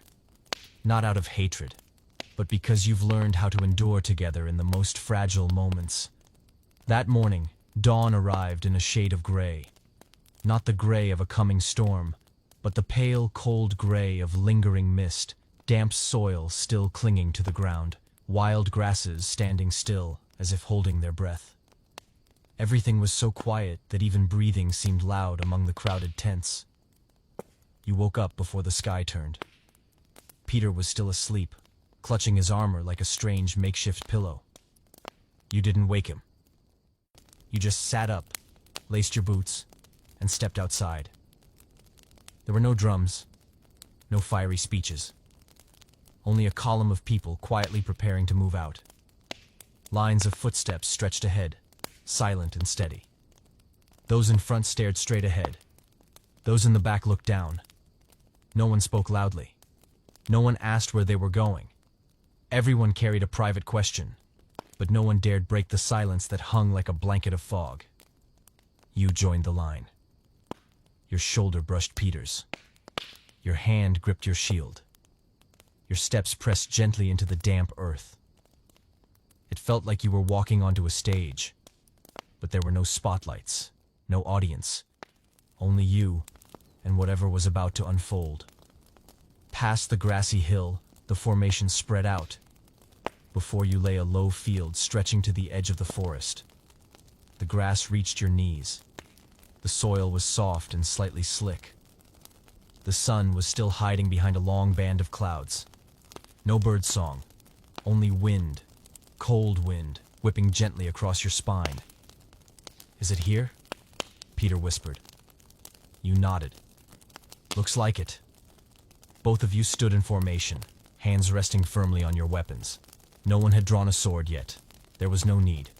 But the cold bite of the hilt was enough to jolt you fully awake. Then, sounds in the distance. Rustling. Hooves. Not fast. Not frantic. It was just a quiet sign that the other side was ready too. The captain gave a signal with his hand. No one moved. You crouched slightly, scanning the tall grass ahead. You saw no one, but you knew.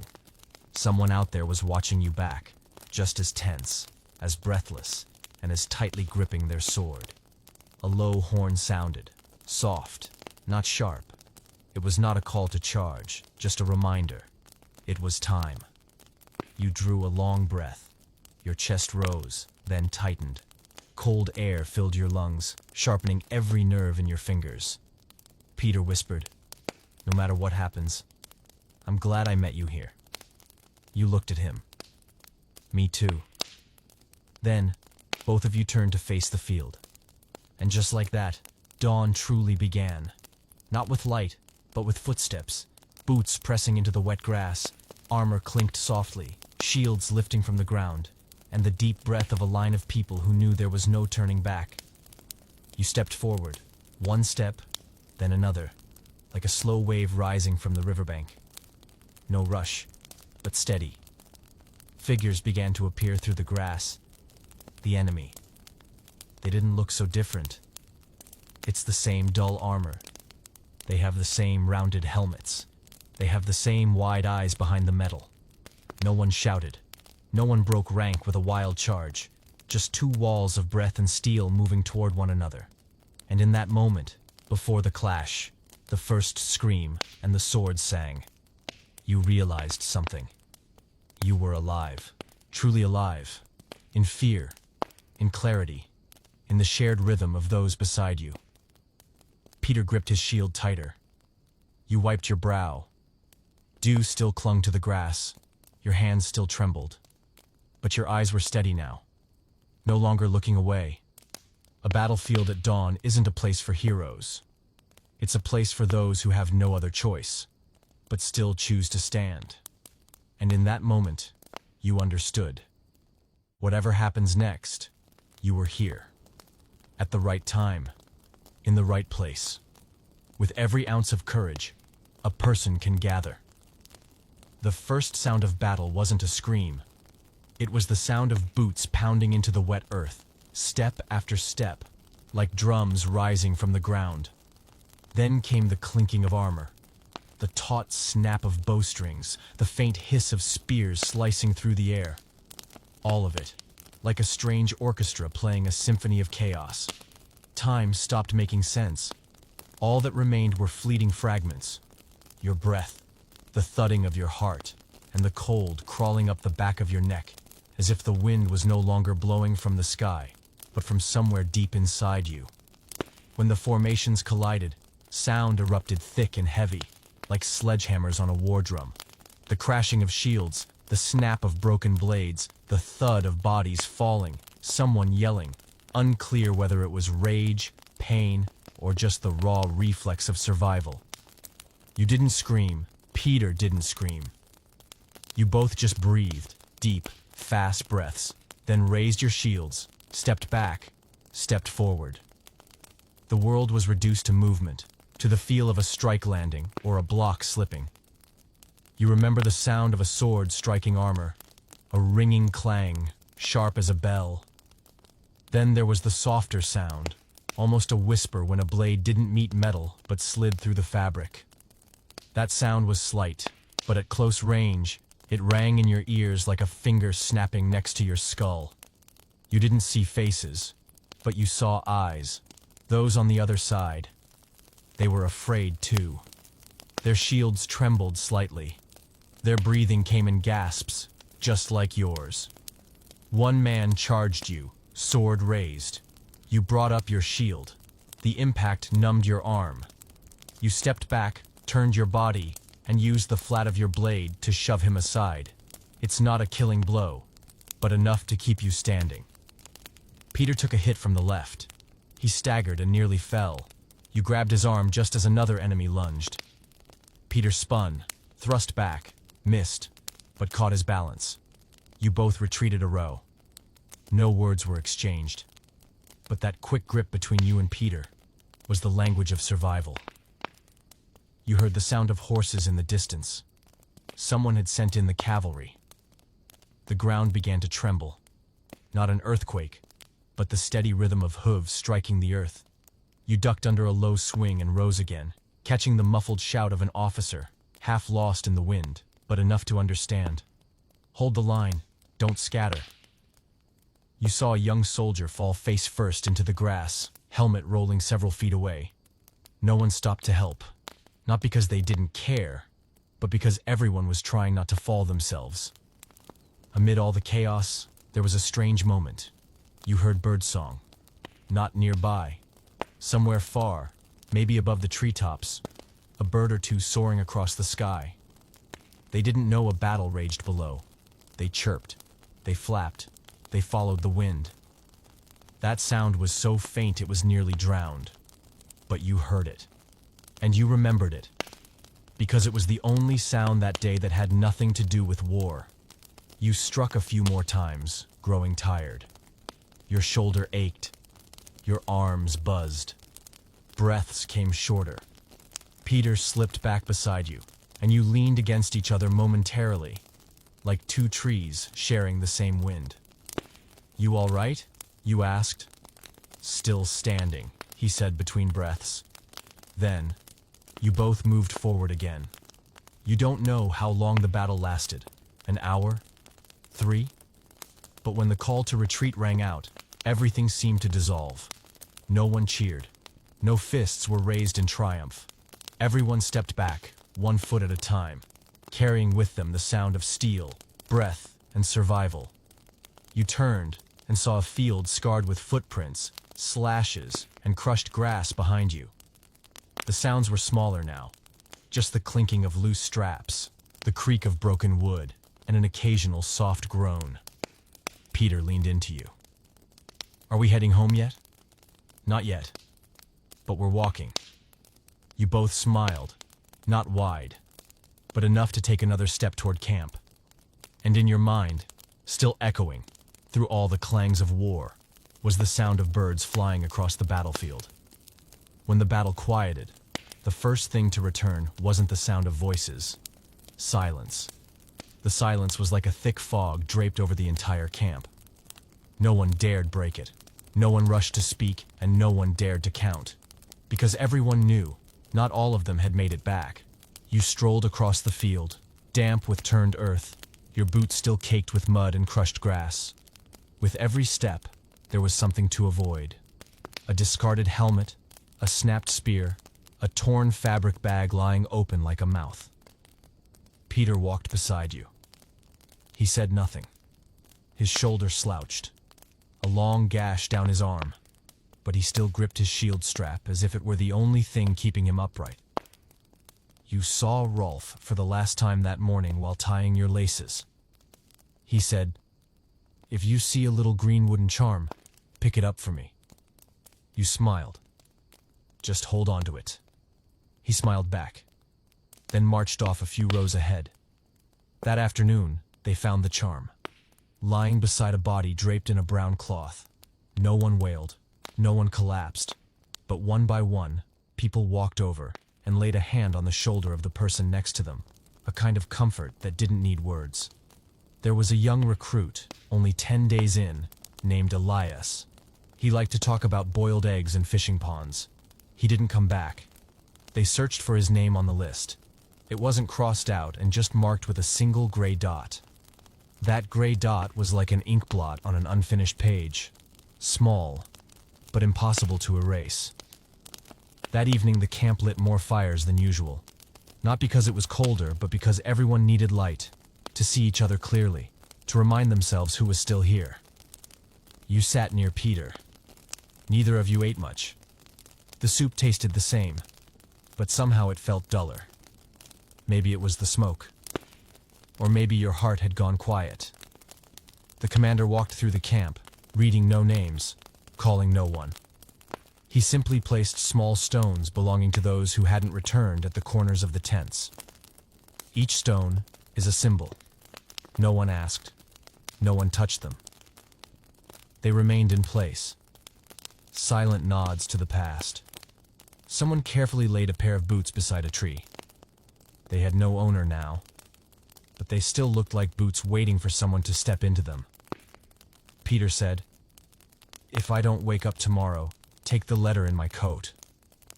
Send it to my mother." You looked at him. "I don't want to do that." He nodded. "I don't want you to either, but I want to know someone will." You nodded back. No promises needed. He understood. The night wind slipped through the tents, rustling the flaps gently like the breath of those who sleep with uneasy hearts. Someone played the flute. It's not a song, just a few slow, quiet notes, falling one by one like dew. No one clapped. But everyone closed their eyes, letting the melody drift inward, to touch the place where memory sleeps. You didn't know who would still be here tomorrow, but you knew tonight that someone was still lying beside you. The fire still flickered. A warm bowl still rested by your hand. And you thought quietly, that was already enough to be grateful for. Those who didn't return weren't forgotten. They lingered. In the smoke, the scratches on your arm, the broken laughter of half-told stories, and the instructions they never got to finish. You lay down, pulling the straw blanket up to your chin. You closed your eyes, and in your heart, one thought rang out soft and distant, like a bell far away. "If I don't return tomorrow, please tell them. I tried." One autumn morning, many years later, you wake as the sun creeps just over the roof, slanting through the wooden shutters into the room where you've slept all night like someone who no longer wears armor. There are no more boots striking stone, no more horns or shouted names, no Peter lying on the bed beside you. Only the birds, the wind, and the sound of your hand brushing the edge of a worn blanket, thinned by time. The battle is extended behind you, not yesterday, not last month, but long enough ago for grass to grow over footprints, for rust to devour the edge of swords. for memory to dull. Not like a blade, but like a plume of steam fading in the air. You step out to the backyard, where the apple tree your mother once planted now stands old, its bark gnarled, its canopy no longer thick. Beneath it, there's a low wooden stool. You sit down, holding a bowl of hot water, eyes watching the steam rise and vanish into nothing. Some nights, you still dream of the sound of shields clashing, of trampled grass, of breath against your ear. But the dreams no longer scare you. They're simply memory speaking its name when the night is still enough. You came back. You rebuilt the fence. You planted a garden, repaired the roof.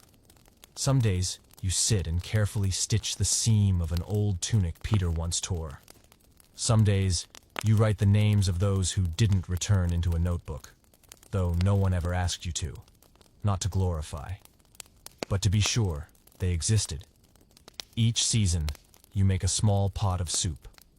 Not because you're hungry, but because it's the kind of meal that reminds you you're still here, on this land, in this house, with these hands. Sometimes you light a candle before bed, a soft, warm glow.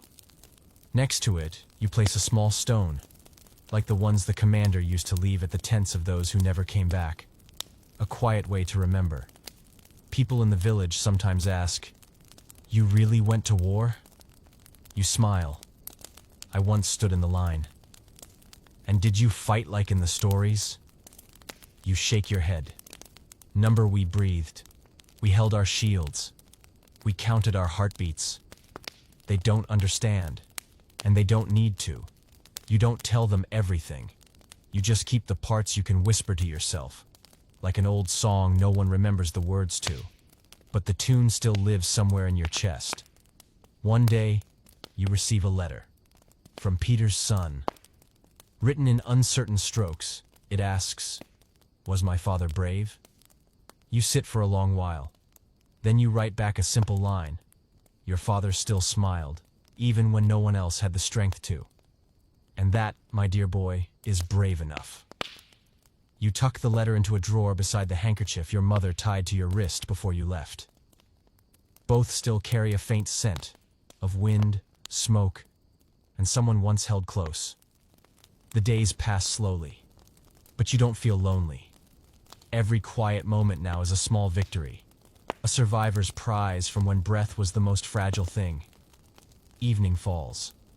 The sun stretches across the windowsill.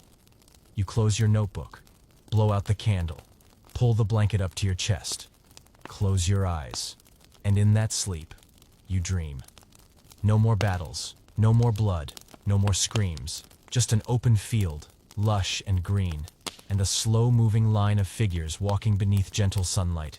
Familiar faces, Peter, Rolf, Elias, walking just ahead. They turn and smile at you. No one speaks, but their eyes say enough. We made it home, and so the story ends, not with a drum roll, not with glory, but with the soft breath of evening, a deep sleep where you no longer wear armor, no longer carry a sword. Only this remains, a person who walked, endured, and returned. Sleep well, my friend. You did beautifully.